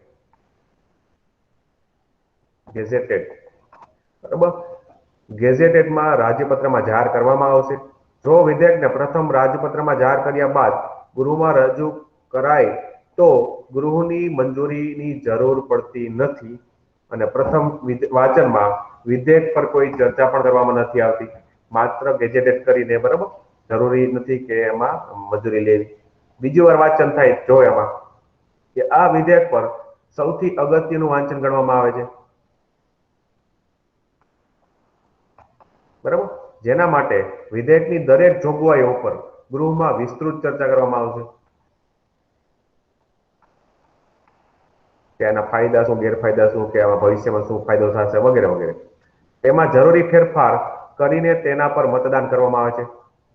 બરાબર, હવે ખાસ યાદ રાખજો, એક્ઝામમાં પ્રશ્ન પૂછાઈ ગયો કે જ્યારે પણ વિધેયક સંસદમાં પસાર કરવામાં આવતું હોય તો એના કયા વાંચન દરમિયાન એમાં સુધારો વધારો સૂચવી શકાય છે, તો એ બીજા વાંચન દરમિયાન એમાં સુધારો વધારો સૂચવી શકાય છે. બરાબર, ખાસ યાદ રાખજો, કઈ પણ આવી જોગવાઈ લાગી હોય સરકારને કે પેલા વાંચનમાં ખબર ના પડે કે ગેજેટેડ કરી દીધું હોય, બીજી વખત જયારે આવે બીજો કોઈ પણ સભ્ય મુદ્દો ઉઠાવે તો સરકારને યોગ્ય લાગે તો બરાબર એમાં ફેરફાર કે સુધારા વધારા કરી શકાય છે. ખાસ યાદ રાખજો.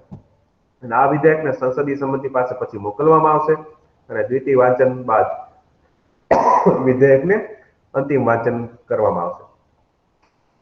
ત્રીજી પ્રોસેસ, ત્રીજી વાર વાંચન, કે જેના અંતર્ગત હવે તબક્કાવાર એટલે કલમવાર પ્રમાણે એની માહિતી કલમવાર, બરાબર, વાંચવામાં આવશે. ઉદાહરણ તરીકે કોઈ પણ એવું વિધેયક હોય કે એમાં માની લ્યો કે 15 કલમ છે અથવા 15 જેટલી જોગવાઈ છે તો 15 જોગવાઈ વ્યવસ્થિત રીતે વાંચન કરવામાં આવશે.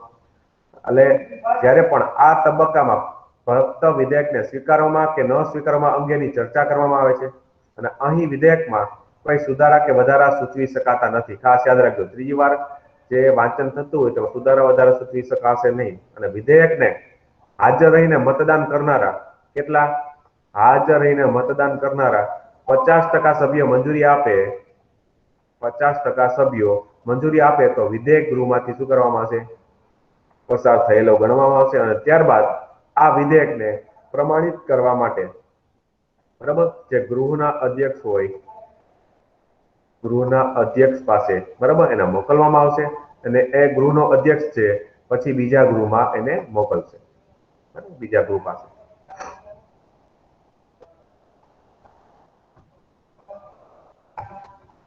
અને બીજા ગૃહમાં પણ આવી જ રીતે આખી પ્રોસેસ થશે. એટલે આ સામાન્ય વિધેયકની, બરાબર, 3 વાંચનમાંથી કઈ રીતે પસાર થાય છે. ખાસ બીજા વાંચન તરફ એમાં સુધારો વધારો કરી શકાય છે. જ્યારે ત્રીજા વાંચનમાં, બરાબર, 50 હાજર રહીને મતદાન કરનારા 50% સભ્યો જો એમાં સમર્થન આપી દે તેને પસાર કરવામાં આવશે. ત્યાર પછી પસાર કર્યા પછી ગૃહના અધ્યક્ષ પાસે એને પ્રમાણિત કરવા માટે મોકલવામાં આવશે અને ગૃહના અધ્યક્ષ પછી બીજા ગૃહમાં એને ટ્રાન્સફર કરશે. તો આ એકવાર વસ્તુ જોઈ જાઓ પછી આપણે આગળ વધીએ.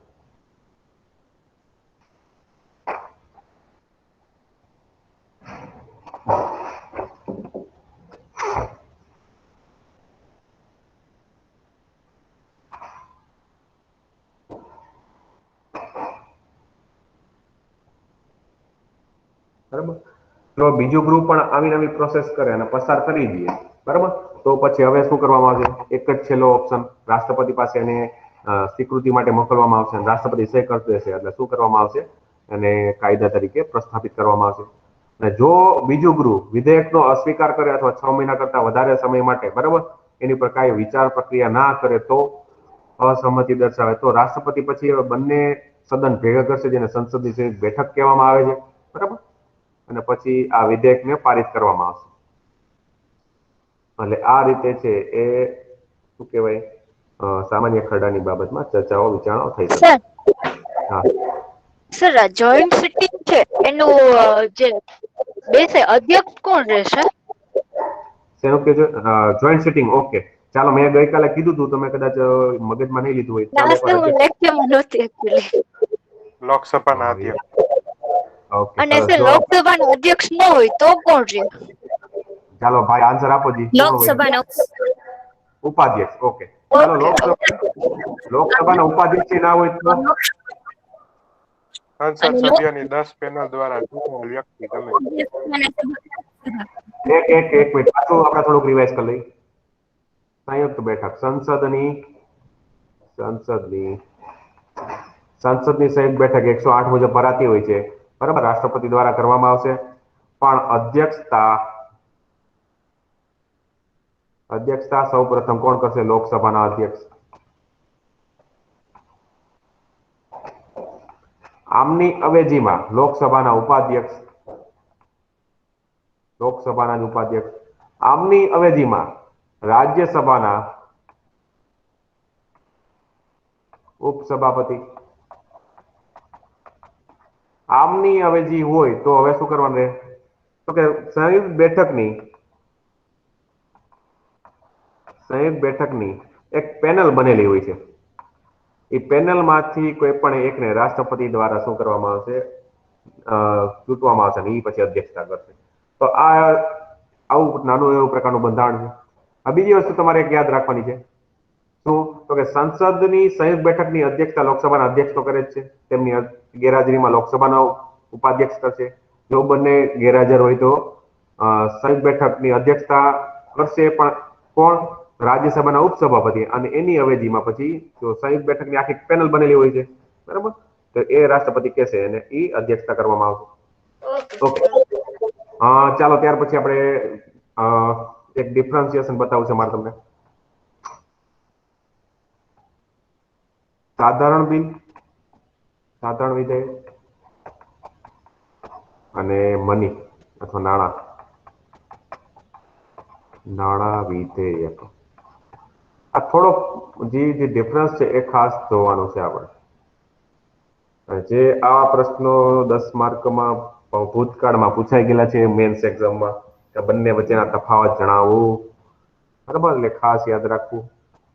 ચાલો, સાધારણ અને જો આ આપણે જો ડિટેલમાં શું કામ ચર્ચા કરી છે, પછી જ્યારે રાજ્યની ચર્ચા કરશે ત્યારે આમાં આ બધું ઉલ્લેખ નહીં કરી, કારણ કે જેવું કેન્દ્રમાં બધી શું કે કાર્યવાહી આપણે કરીએ છીએ એવી જ મોટાભાગની કાર્યવાહી રાજ્યમાં થતી હોય છે, વિધાનસભામાં, બરાબર, વિધાનમંડળમાં. તો એ પછી વધારે ચર્ચાનો અવકાશ નહીં છે. પેલું જુઓ, સાધારણ બિલમાં તેને સંસદના કોઈ પણ ગૃહમાં રજૂ કરી શકાય છે. કોઈ પણ ગૃહમાં રજૂ કરી શકાય. જ્યારે નાણાં બિલ છે માત્ર લોકસભા, બરાબર, ખાસ યાદ રાખજો. બીજો પોઈન્ટ, તેને મંત્રી, મીન્સ કે સાધારણ બિલની વાત કરી, તેને કોઈ મંત્રી અથવા અન્ય કોઈ સભ્ય દ્વારા રજૂ કરી શકાય છે. મંત્રી કે સભ્ય દ્વારા રજૂ કરવામાં આવતું હોય છે. જ્યારે નાણાં બિલ છે ફક્ત, બરાબર, ફક્ત કોણ? તો કે નાણાં મંત્રી જ રજૂ કરે ને, ફક્ત મંત્રી, મીન્સ કે નાણાં મંત્રી નિર્મલાબેન સીતારામન, બરાબર, અથવા ઈ ના હોય તો ઓલા જયરામ, ઓલા આપણા ભાઈ છે અનુરાગ ઠાકુર, રાજ્યમંત્રી, નાણાં મંત્રાલયના રાજ્યમંત્રી. હવે સાધારણ બિલમાં રાષ્ટ્રપતિની ભલામણ વગર, રાષ્ટ્રપતિની ભલામણ અથવા પૂર્વ મંજૂરી વગર, ભલામણ અથવા પૂર્વ મંજૂરી વગર રજૂ કરવામાં આવે છે. ત્યારે નાણાં વિધેયકની બાબતમાં, મની બિલની બાબતમાં રાષ્ટ્રપતિની પૂર્વ પરવાનગી જરૂરી છે. પૂર્વ પરવાનગી જરૂરી છે, ખાસ યાદ રાખજો. ત્યાર પછી હજી એક પોઈન્ટ કેવો હોય તો રાજ્યસભામાં મોકલવા માટે લોકસભાના અધ્યક્ષના પ્રમાણપત્રની જરૂર નથી.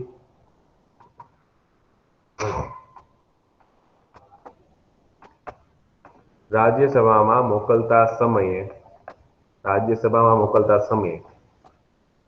લોકસભાના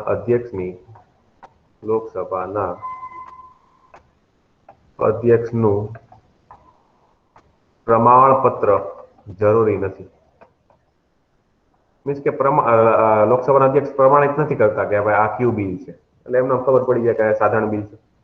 જ્યારે રાજ્યસભામાં મોકલતા સમયે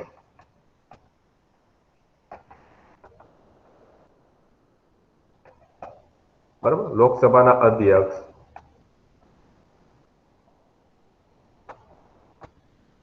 શું કરશે? પ્રમાણિત કરશે અને કહેશે કે આ કેવું છે? મની બિલ છે. એટલા માટે જ્યારે પ્રમાણિત કર્યું હોય મની બિલ એટલે રાજ્યસભાની સત્તા છે એમાં કેવી સીમિત થઈ જશે. ત્યાર પછી સાધારણ બિલ છે એ રાજ્યસભામાં વધુમાં વધુ 6 મહિના સુધી રોકી રાખી શકાય છે. રાજ્યસભામાં વધુમાં વધુ 6 મહિના સુધી ચર્ચા વિચારણા કે રોકી શકાય છે. જ્યારે આને માત્ર 14 દિવસ જ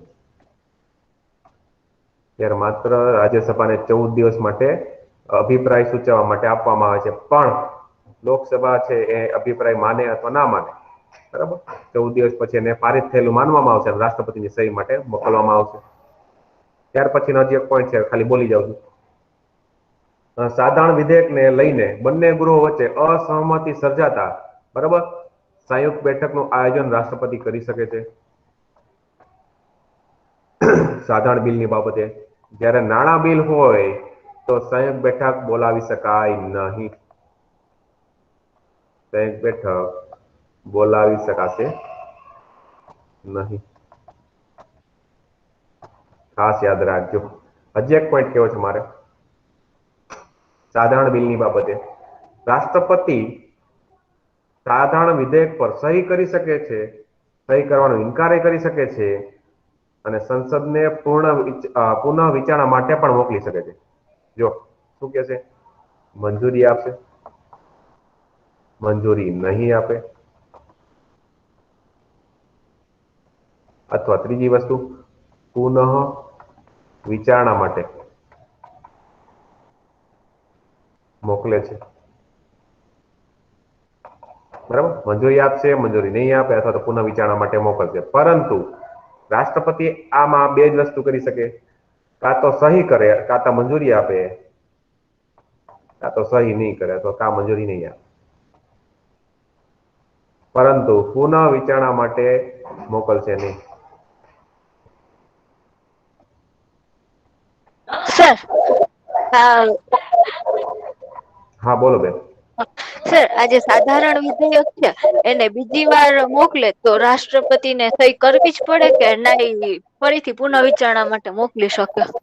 હા, જો એ કાંઈ વાંધો નહીં, તમારે પેલા પછી કેવું કાંઈ અત્યારે કહી દઉં છું. ઓકે. સાધારણ બિલ હોય ને, પુનઃ વિચારણા માટે રાષ્ટ્રપતિ મોકલ્યું, બરાબર, પછી સંસદ દ્વારા એમાં કઈ સુધારો કર્યો કે ના કર્યો અને પાછું રાષ્ટ્રપતિ પાસે સહી કરવા માટે જાય એટલે રાષ્ટ્રપતિ પછી સહી કરવા માટે બંધાયેલા છે. ઓકે. જ્યારે નાણાં બિલની બાબતમાં પુનઃ વિચારણા માટે મોકલી નહીં શકે, કારણ કે એનું રીઝન છે. એનું રીઝન એ છે કે રાષ્ટ્રપતિની પૂર્વ પરવાનગીથી જ લોકસભામાં રજૂ થયું હોવાથી, બરાબર, રાષ્ટ્રપતિ એને પુનઃ વિચારણા માટે મોકલી શકશે હા નહીં. સર. એકવાર જોઈ જાવ ફટાફટ. આ તમને મેન્સની એક્ઝામમાં કામ લાગશે આ મુદ્દા, બરાબર. ઘરે જઈને આ પાછા એકવાર લખી લેજો.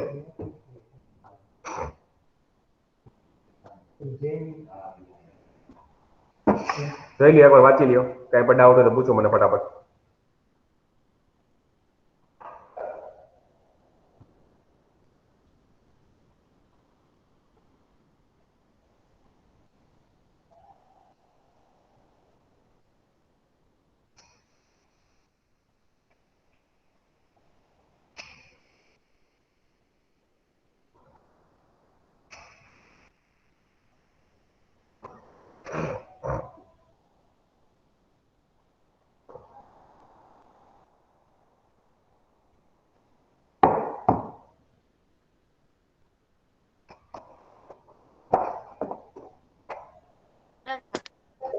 રેડી?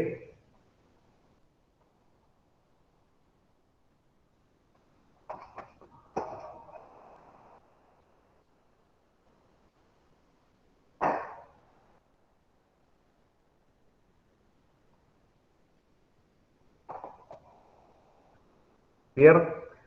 જો હજી એક વસ્તુ યાદ રાખજો.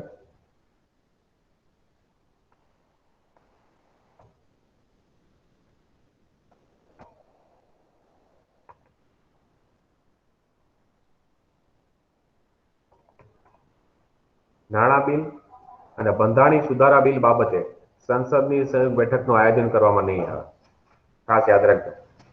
નાણાં બિલ અને બંધારણીય સુધારા બિલ હોય એ બાબતે સંસદની સંયુક્ત બેઠક બોલાશે નહીં. આ ખાસ પોઈન્ટ યાદ રાખજો, રિમેમ્બર રાખજો. બરાબર?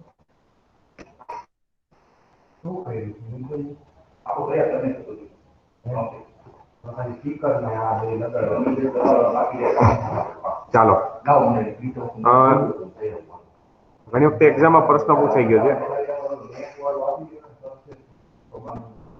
જે અનુચ્છેદ 108 મુજબ કે સંસદની સંયુક્ત બેઠક યોજાય છે. આપણે આના કારણો કીધા મેં તમને, બરાબર? કારણો આપણે કહી દીધા છે કે 3 કારણો અંતર્ગત, બરાબર, સંસદની સંયુક્ત બેઠક બોલાવાતી હોય છે. તો કે બીજું ગૃહ વિધેયકનો અસ્વીકાર કરે, બીજું ગૃહ છે 6 મહિના કરતા વધારે પ્રકારે એમાં કોઈ પર ચર્ચા વિચારણા કરે નહીં, અને બીજું ગૃહ છે પેલા બિલ ઉપર અસહમતિ દર્શાવે. તો આવા 3 કારણસર સંસદની સંયુક્ત બેઠક બોલાવતી હોય છે. અને અત્યાર સુધીમાં જોવા જાય તો 3 બિલ પાસ થયા છે. આમ જોવા જાય તો 6 થી 7 બિલ આમાં આવી ગયા છે, પણ જે પાસ થયા હોય છે એ 3 બિલ છે. એ 3 બિલ ક્યાં ક્યાં છે? કે દહેજ પ્રતિબંધ વિધેયક, બરાબર, જે ડાવરી પ્રોહિબિશન બિલ જેને કહેવાય 1960 માં આવી ગયું હતું અને પારિત થઈ ગયું હતું. આ પેલું. બીજું કયું? બેન્કિંગ સેવા અધિનિયમ, બેન્કિંગ સેવા આયોગ વિધેયક, બેન્કિંગ સેવા આયોગ વિધેયક 1977, જેને ઇંગ્લિશમાં બેન્કિંગ સર્વિસ કમિશન રિપીલ, બરાબર, બિલ 1977 કહેવામાં આવે છે. ત્રીજું બિલ છે આતંકવાદ નિવારણ વિધેયક, આતંકવાદ નિવારણ વિધેયક, આતંકવાદ નિવારણ વિધેયક 2002, જેને પ્રિવેન્શન ઓફ ટેરરિઝમ બિલ કહી છે. એ પણ પારિત થઈ ગયું હતું. એટલે 3 પારિત થઈ ગયા હોવાથી એક્ઝામે પ્રશ્ન પૂછાય કે હાલ સુધીમાં સંસદની બેઠક કેટલી વખત બોલાવવામાં આવેલી છે?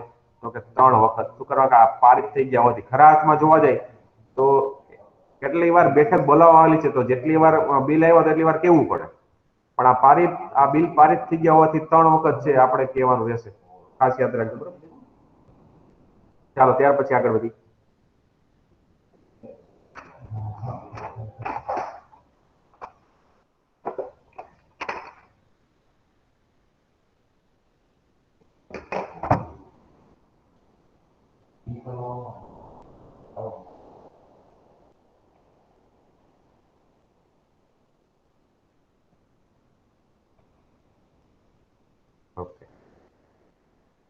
મેં તમને ઓલું ગુજરાતીમાં કહી દીધું, આ ઇંગ્લિશમાં છે, બરાબર. આનું એનું ઈ છે, એટલે કાંઈ હવે પાછું જોવાની જરૂર રહેતી નથી. સામાન્ય બિલ અને નાણાં બિલનો શું તફાવત છે એ ઇંગ્લિશમાં આપેલો છે.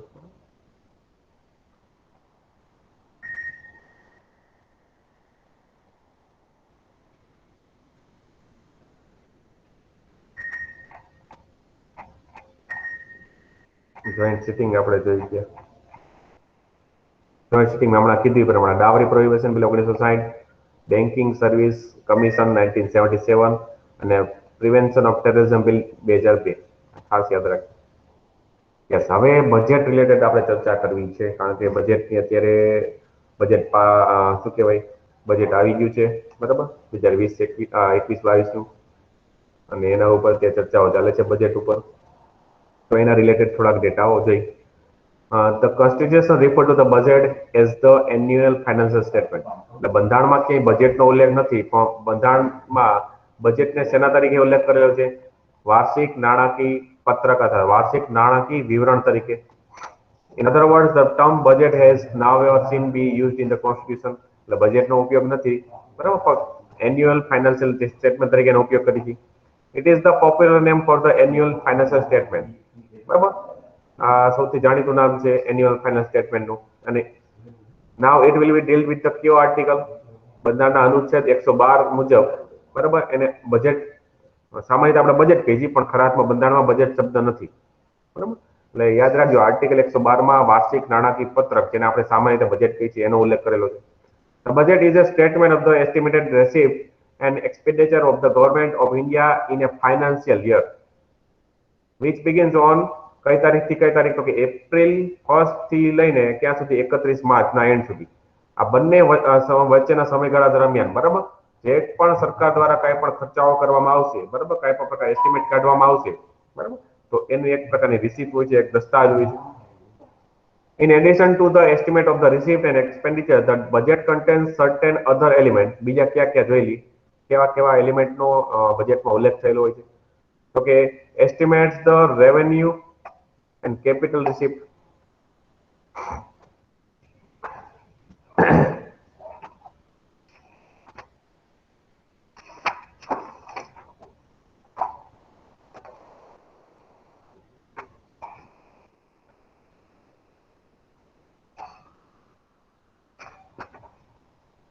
ઓકે, ખાસ યાદ રાખજો.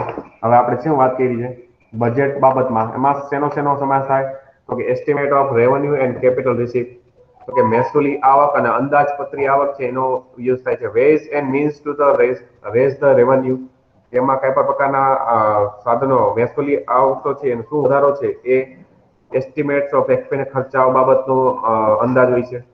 Details of the actual receipt and expenditure of the closing financial year and the reason for any deficit or surplus. બરાબર, એ કોઈ પણ પ્રકારની ખાધ કે વગેરે રહી ગયું હોય ખર્ચાઓની બાબતે, તો આખા વાર્ષિક નાણાકીય વર્ષની બાબત, તો એનો ઉલ્લેખ કરવામાં આવેલો હોય છે. ત્યાર પછી economic and financial policy of the coming year, કે આવતા વર્ષમાં ભારત સરકારની આર્થિક અને નાણાકીય નીતિ શું હશે, એનો પણ નિર્દેશ કરવામાં આવેલો હોય છે. તો તમારે ખાસ યાદ રાખવાનું, આવનાર વર્ષ માટે આર્થિક અને નાણાકીય નીતિ, નવી યોજનાઓ, કર વ્યવસ્થા અને ખર્ચ કરવાની બાબતની જોગવાઈ કરવામાં આવેલી હોય છે. ત્યાર પછી જોવું હોય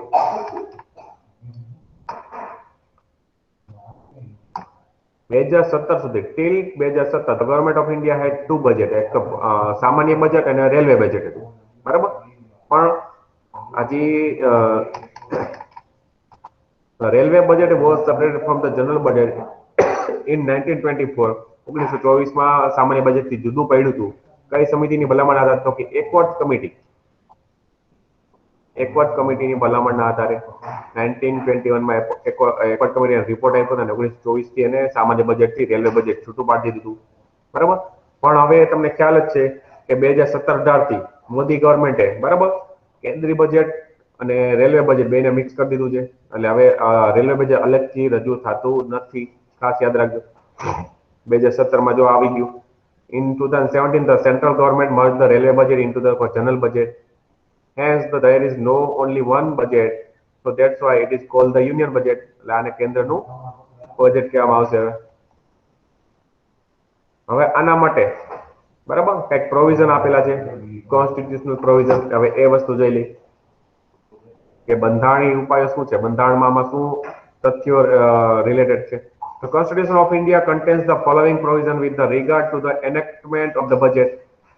એટલે ભારતના બંધારણમાં આના રિલેટેડ એક ઉદાહરણ 112માં જ વાર્ષિક નાણાકીય પત્રક એવો ઉલ્લેખ કરેલો છે. બરાબર, હવે ના ક્યાં છે એ જોઈ લઈએ આપણે. The president shall in respect of every financial year cause to be laid before both the houses of parliament a statement of estimated receipt and the expenditure of the government of India for the financial year. એટલે રાષ્ટ્રપતિ દ્વારા જ, બરાબર, ખરા અર્થમાં રાષ્ટ્રપતિની જવાબદારી છે આ બિલ બે સદનમાં પાસ કરાવી, શું ખર્ચાઓ છે, બરાબર, ફાઇનાન્શિયલ યરની બાબતે. બીજું, no demand for a grant shall be made except on the recommendation of the president. રાષ્ટ્રપતિની મંજૂરી વગર, બરાબર, કોઈ પણ પ્રકારે વધારાની આમાં શું છે મર્યાદાઓ જાળવીને કાર્ય કરવાનો હોય છે. કોઈ પણ પ્રકારે વધારે ખર્ચાઓ કરી શકાશે નહીં. No money shall be withdrawn from the consulate fund of India except under the appropriation made by law. આમાં શું કે છે, કોઈ પણ પ્રકારના રૂપિયા છે, બરાબર, ભારત સરકારના ખાતામાંથી અનુદાન તરીકે સંચિત નિધિમાંથી ઉપાડી શકાશે નહીં. બરાબર, વિનિયોગ વિધેયક પસાર કરીને જ આમાંથી રૂપિયા ઉપાડી શકાશે.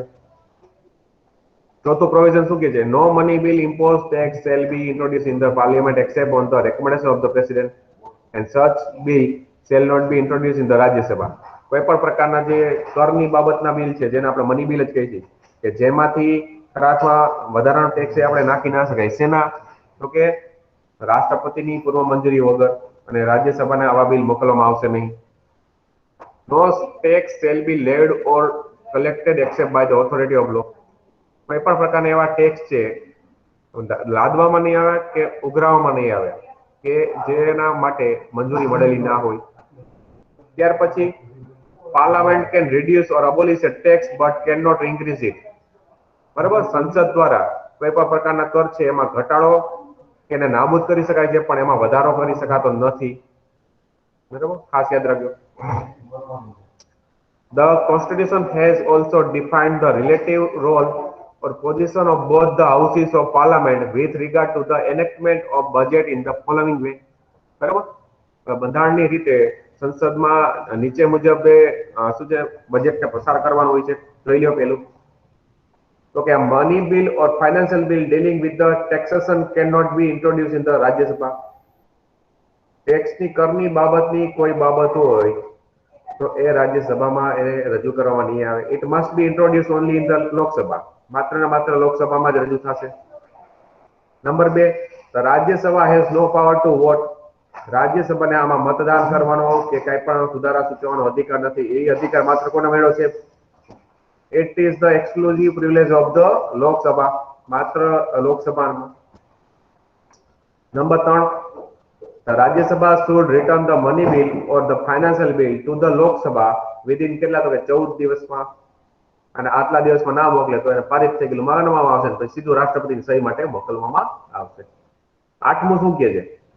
The estimates of expenditure embedded in the budget shall show separately the expenditure charged on the Consolidated Fund of India and the expenditure made from the Consolidated Fund of India.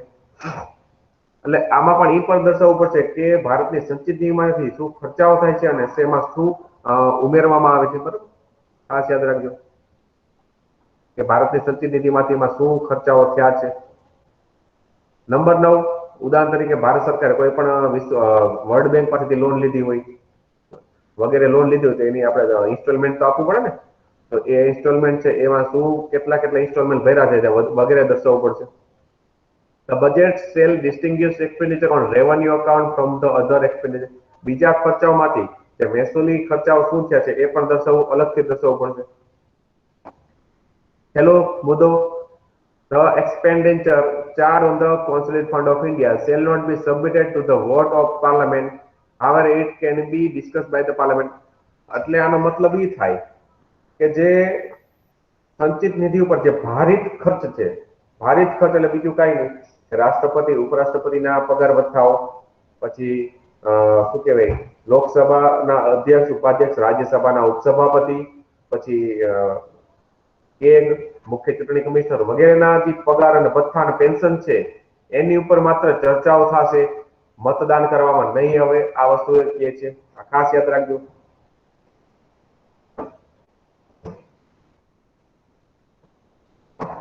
બીજી મારે તમને બતાવવું છે બજેટની બાબતે. બીજું વધારે પડતું બહુ આપેલું છે, જરૂરી છે આપણે કરી. ઓલું આપણે વાત થઈ હતી ને પોલિસી કટ, જે અનુદાનની માંગણીમાં પોલિસી કટ, ઇકોનોમિક કટ અને ટોકન કટ. કે ટોકન કટમાં 100 રૂપિયાનો ઘટાડો થઈ ગયો હતો, પોલિસી કટમાં 1 રૂપિયાનો અને ઇકોનોમિકમાં અમુક ચોક્કસ રકમનો. જે બતાવવું છે એ વસ્તુ, કારણ કે આમાં ઘણી બધી વસ્તુ વધારાની આપેલી છે. યસ, આ વસ્તુ બતાવી.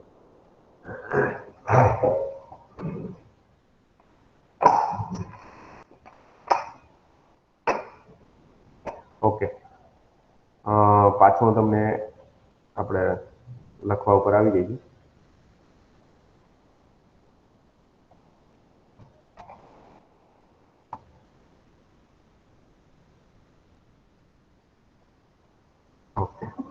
ચાલો હવે જે વસ્તુ તમને હે ને લખીને સમજાવું, કારણ કે અમુક આમાં વર્ડ છે થોડાક સમજાય એવા નથી તમને. ચાલો આગળ વધી. હવે આપણે વાત કરી હતી કે જે બજેટમાં ચર્ચા થતી હોય છે, પછી એમાં જે સરકાર છે એના જરૂરિયાત મુજબ રૂપિયા ઉપાડતી હોય છે, એના રૂપિયા ઉપાડવા માટે શું કરશે? એપ્રોપ્રિએશન બિલ લઈ આવશે, જેને વિનિયોગ વિધેયક કીધેલું. વિનિયોગ વિધેયક પછી બરાબર એની ઉપર મતદાન કરવામાં આવશે, ચર્ચા વિચારણા. તો એક ખાસ યાદ રાખજો, નાણાકીય વિધેયક પસાર કરો. નાણાકીય વિધેયક કઈ રીતે પસાર થાય? તો કે ભારત સરકારના જે તે વર્ષ માટે નાણાકીય પ્રસ્તાવને જે લાગુ કરવા માટે, ખર્ચાઓ કરવા માટે બરાબર એ બિલ પસાર કરવામાં આવતું હોય છે. તેના અંતર્ગત સૌ પ્રથમ રૂપિયા ઉપાડવા માટે વિનિયોગ વિધેયક જેને એપ્રોપ્રિએશન બિલ છે એ પસાર કરવાનું જરૂરી હોય છે, બરાબર. જે અનુચ્છેદ 114 મુજબ વિનિયોગ વિધેયક પસાર કરવામાં આવે છે. અને આ વિધેયક છે 75 દિવસની અંદર ખાસ કરીને પસાર થઈ જવું જોઈએ. એ પણ વસ્તુ યાદ રાખજો, બરાબર. 75 દિવસમાં પસાર થઈ જવું જોઈએ. પણ માની લ્યો કે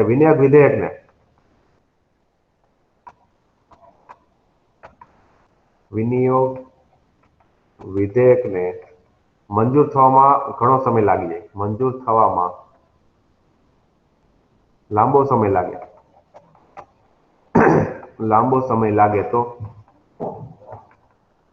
તો એવી લોકસભામાં એ વ્યવસ્થા કરવામાં આવેલી છે, બરાબર. વધારે સમય લાગે ને નાણાંની જરૂર હોય, રૂપિયાની જરૂર હોય સરકારને, તો એવા કોઈ પણ સમયે એવી વ્યવસ્થા કરેલી છે અથવા લોકસભાની એવી શક્તિ પ્રદાન કરેલી છે કે એ છે લેખાનુદાન મારફતે એ રૂપિયા ઉપાડી શકે છે. નાણાં શું કરી શકે છે? સરકાર નાણાં ઉપલબ્ધ કરાવી શકે છે. ખાસ યાદ રાખજો, વિનિયોગ વિધેયક પસાર થવામાં ઘણો બધો સમય લાગતો હોય, તેવા સમયે જરૂરી ખર્ચાઓ કરવા માટે લેખાનુદાનનો ઉપયોગ કરવામાં આવે છે. હવે ત્યાર પછી આના રિલેટેડ બીજી ચર્ચાઓ કરી કે બીજા પ્રકારની ગ્રાન્ટ, અધર ગ્રાન્ટ કઈ? અધર ગ્રાન્ટ્સ, એને અન્ય અનુદાનો કહી છે આપણે. અનુદાનો કરવા એક્ઝામમાં પ્રશ્ન આના રિલેટેડ પૂછાઈ ગયા છે. હું આના હમણાં પ્રશ્ન બતાવીશ તમને, શું પ્રશ્ન પૂછવાનો. આમાં પેલી અધર ગ્રાન્ટ્સ, અન્ય અનુદાનોમાં પહેલું અનુદાન કયું? તો એને પેલું કહેવાય છે અનુપૂરક અનુદાન.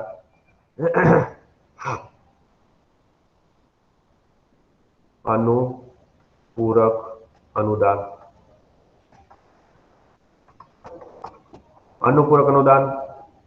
હવે આમાં ચર્ચા કરી, આમાં બહુ લખતો નથી, ખાલી ચર્ચા કરી. અનુપૂરક અનુદાન એટલે શું? કે જ્યારે ચાલુ નાણાકીય વર્ષમાં કોઈ વિશેષ સેવા કે કોઈ પણ પ્રકારની યોજના બરાબર લાગુ પાડવી હોય તો એના માટે વિનિયોગ વિધેયક દ્વારા મંજૂર કરાયેલ રકમ અપૂરતી જણાય. વિનિયોગ વિધેયક દ્વારા જે રકમ જણાવવામાં આવી છે એ અપૂરતી જણાય તો આ અનુપૂરક અનુદાન લાગુ કરવામાં આવે છે, બરાબર, સંસદમાં. આ ખાસ યાદ રાખજો, વિનિયોગ વિધેયકમાં જણાયેલ રકમ અપૂરતી જણાય કોઈ પણ સેવા કે યોજના દાખલ. ઇંગ્લિશમાં શું કહેવાય? શું કહેશો બેન? સર આને ઇંગ્લિશમાં શું બોલાય? આને સપ્લિમેન્ટરી ગ્રાન્ટ કહેવાય બેન. Okay. Supplementary grant. Supplementary, yes. Ready? Supplementary, વધારાની જરૂર એવા સમય. નંબર 2, વધારાનું અનુદાન. ઇંગ્લિશ શબ્દ કહેતા જાય છે આપણે, એડિશનલ ગ્રાન્ટ.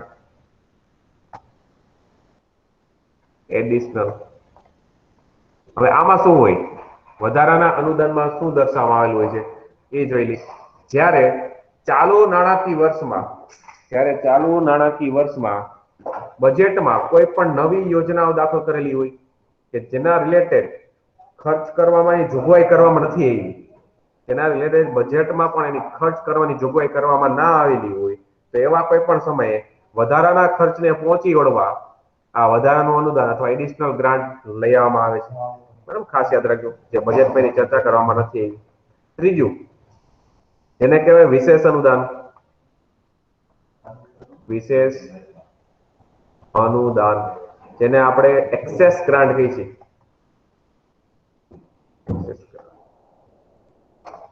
ચાલો, હવે આમાં શું હોય?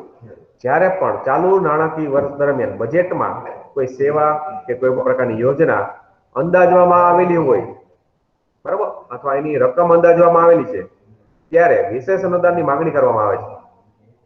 તો તેના માટે કોઈ પણ રકમ, કોઈ પણ યોજના માટે કોઈ પણ રકમ છે અંદાજવામાં આવેલી છે એના કરતા એ વધુ થઈ ગઈ છે. ખ્યાલ આવ્યો તમને? ત્યારે ચાલુ નાણાકીય વર્ષમાં બજેટમાં કોઈ યોજના કે કોઈ પણ પ્રકારની કોઈ સેવા છે, કોઈ દર્શાવવામાં આવેલી છે એના કરતા એનો શું છે ફાળો વધારે થઈ જાય છે, અથવા રકમ વધી. ઉદાહરણ તરીકે 500 કરોડની યોજના છે તો 550 કરોડ થઈ જતા હોય તો એ વધારાના 50 કરોડ માટે વિશેષ અનુદાન કરવામાં આવશે.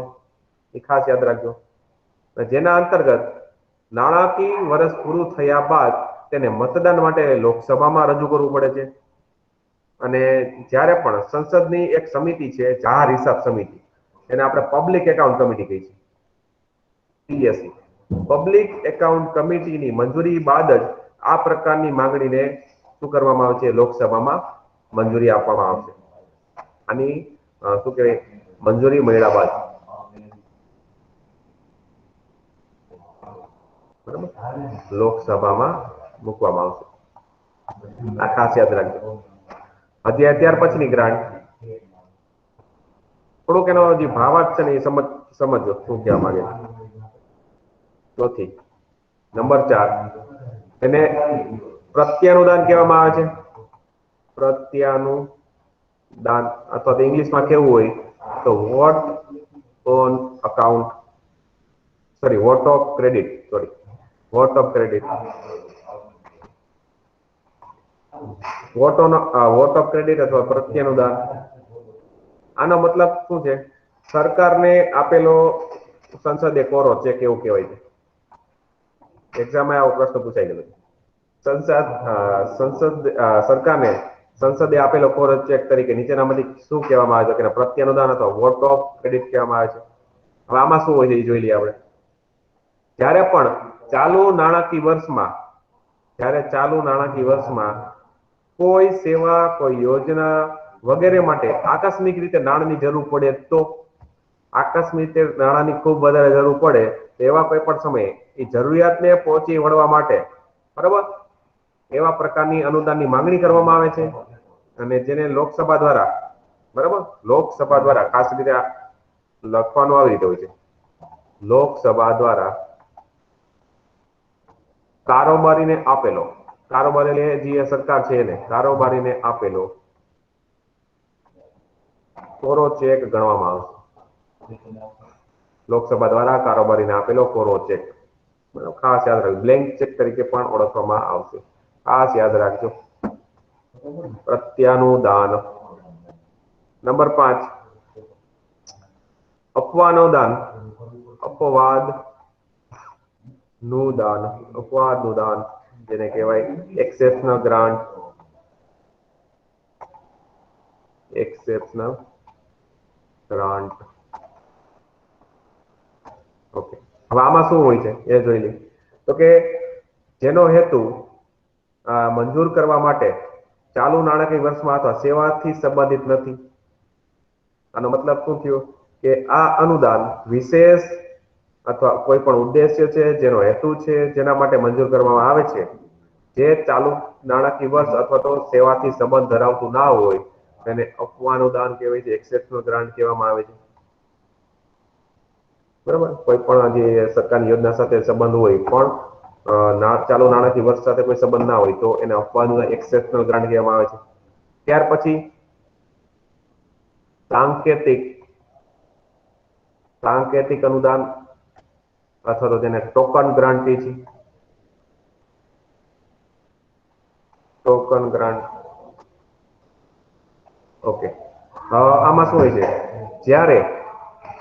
જ્યારે પહેલાથી જ પ્રસ્તાવિત ન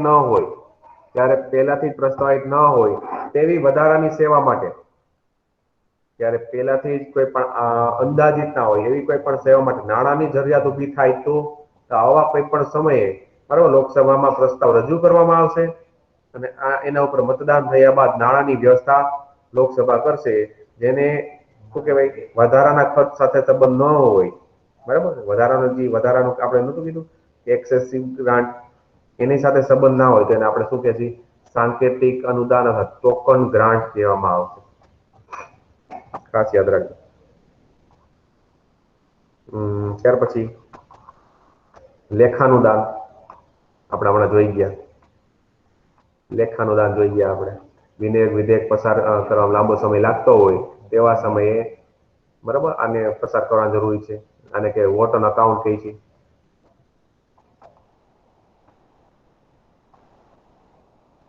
વોટ ઓન અકાઉન્ટ, લેખાનુદાન આપણે આના વિશે ચર્ચા નથી કરતા, આપણે થઈ ગઈ ચર્ચા. નંબર 8 અંતરિમ બજેટ. બરાબર, વચગાળાનું બજેટ.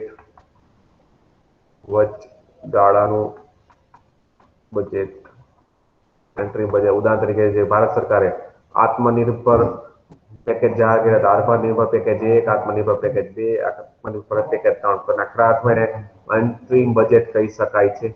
નાણામંત્રીએ પણ ઉલ્લેખ કરેલો છે કે ભારત સરકારે કોરોના કાળ દરમિયાન પણ વચગાળાના બજેટ રજૂ કર્યા છે.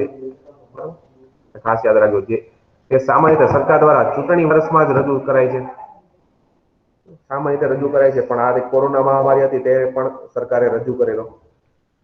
અને તાજેતરમાં શપથ લીધેલી ન હોય, નવી સરકાર કોઈ પણ આવેલી હોય, બરાબર, ઉદાહરણ તરીકે 6 મહિના પછી ચૂંટણી આવવાની હોય, વરદી પછી 6 મહિના પછી ચૂંટણી આવવાની હોય, તેવા સમયે પણ આ એન્ટ્રી બજેટ રજૂ થાય છે. અને પૂર્ણ બજેટની જેમ જ એને આવક ખર્ચની જેમ શું છે બધી બાબતો લાગુ પડે છે. પરંતુ કોઈ મોટા નીતિગત પ્રસ્તાવો રજૂ કરી શકાય નહીં. એ પણ વસ્તુ ખાસ યાદ રાખજો. હવે એક નોંધ જોઈ લઈએ આપણે. અંતિમ બજેટ પણ પૂર્ણ બજેટની જેમ જ અનુદાનની માંગો પર ચર્ચા અને મતદાન બાદ જ પસાર કરવામાં આવે છે. ખાસ યાદ રાખજો, ફાઇનલ બજેટ. આ મહત્વની અમુક પ્રકારની અધર ગ્રાન્ટ્સ હતી, આપણે ચર્ચા કરી જોઈ, બરાબર. તો એ થોડુંક ધ્યાન રાખજો, એક્ઝામમાં પ્રશ્ન પૂછી શકાય છે. હવે આના બાબતે હું તમને એમ કહું કે રાજ્યનું બજેટ, કેન્દ્રનું બજેટ છે એ 112 મુજબ આવે છે. આ કેન્દ્ર છે, કેન્દ્રનું બજેટ. ત્યારે રાજ્યનું બજેટ છે અનુચ્છેદ નંબર 202 મુજબ રજૂ થાય છે. ખાસ યાદ રાખજો કે બંધારણમાં અનુચ્છેદ 202 હેઠળ વાર્ષિક નાણાકીય પત્રક અથવા તો રાજ્યના બજેટની ચર્ચા કરેલી છે. અને રાજ્યપાલ છે કેના મારફતે? તો કે રાજ્યપાલ પ્રત્યેક નાણાકીય વર્ષ માટે વિધાનમંડળ સમક્ષ આ બજેટ રજૂ કરે છે. અને રાજ્યની સંચિત નિધિ પર ભારિત ખર્ચામાં રાજ્યપાલના પગાર ભથ્થા, બરાબર, રાજ્ય ભારિત ખર્ચ એટલું લખું છું, એ પછી બહુ વધારે નથી કરતો, બરાબર. જેને ભારતની રાજ્યની સંચિત નિધિમાંથી ભારિત ખર્ચ હોય તો રાજ્યપાલના પગાર ભથ્થા, પેન્શન, પછી આપણે એમ કહી શકીએ કે હાઈકોર્ટ છે એના ન્યાયાધીશોનો પગાર ભથ્થા, હાઈકોર્ટના ન્યાયાધીશો અને એના અન્ય ન્યાયાધીશોના જે પેન્શન છે એ ભારતની સંચિત નિધિમાંથી કરવામાં આવશે, બરાબર. તો એની ઉપર શું છે ચર્ચા થઈ શકશે, પણ મતદાન કરવામાં આવશે નહીં. તો એ પણ ખાસ વસ્તુ તમારે યાદ રાખજો.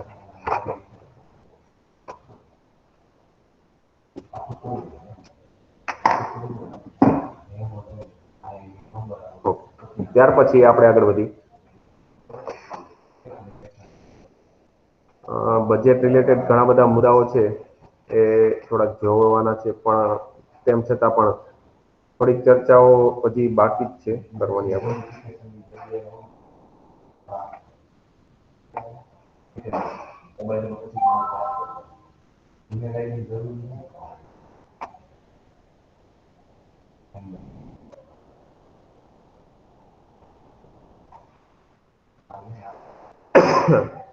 આપણે જેમણા ગુજરાતીમાં ચર્ચા કરી સપ્લિમેન્ટરી ગ્રાન્ટ, એડિશનલ ને એક્સેસ ને vote of credit, exceptional, token grant, બરાબર. આ બધી વસ્તુ આપણે ચર્ચા કરી. હવે જોઈ લઈએ, આપણે હમણાં વાત કરી હતી કે સંચિત નિધિ કોને કહેવાય, આકસ્મિક નિધિ કોને કહેવાય. આ એક ખાલી ચર્ચા જોઈ લી, પછી આ ટોપિક પૂર્ણ કરી, બરાબર.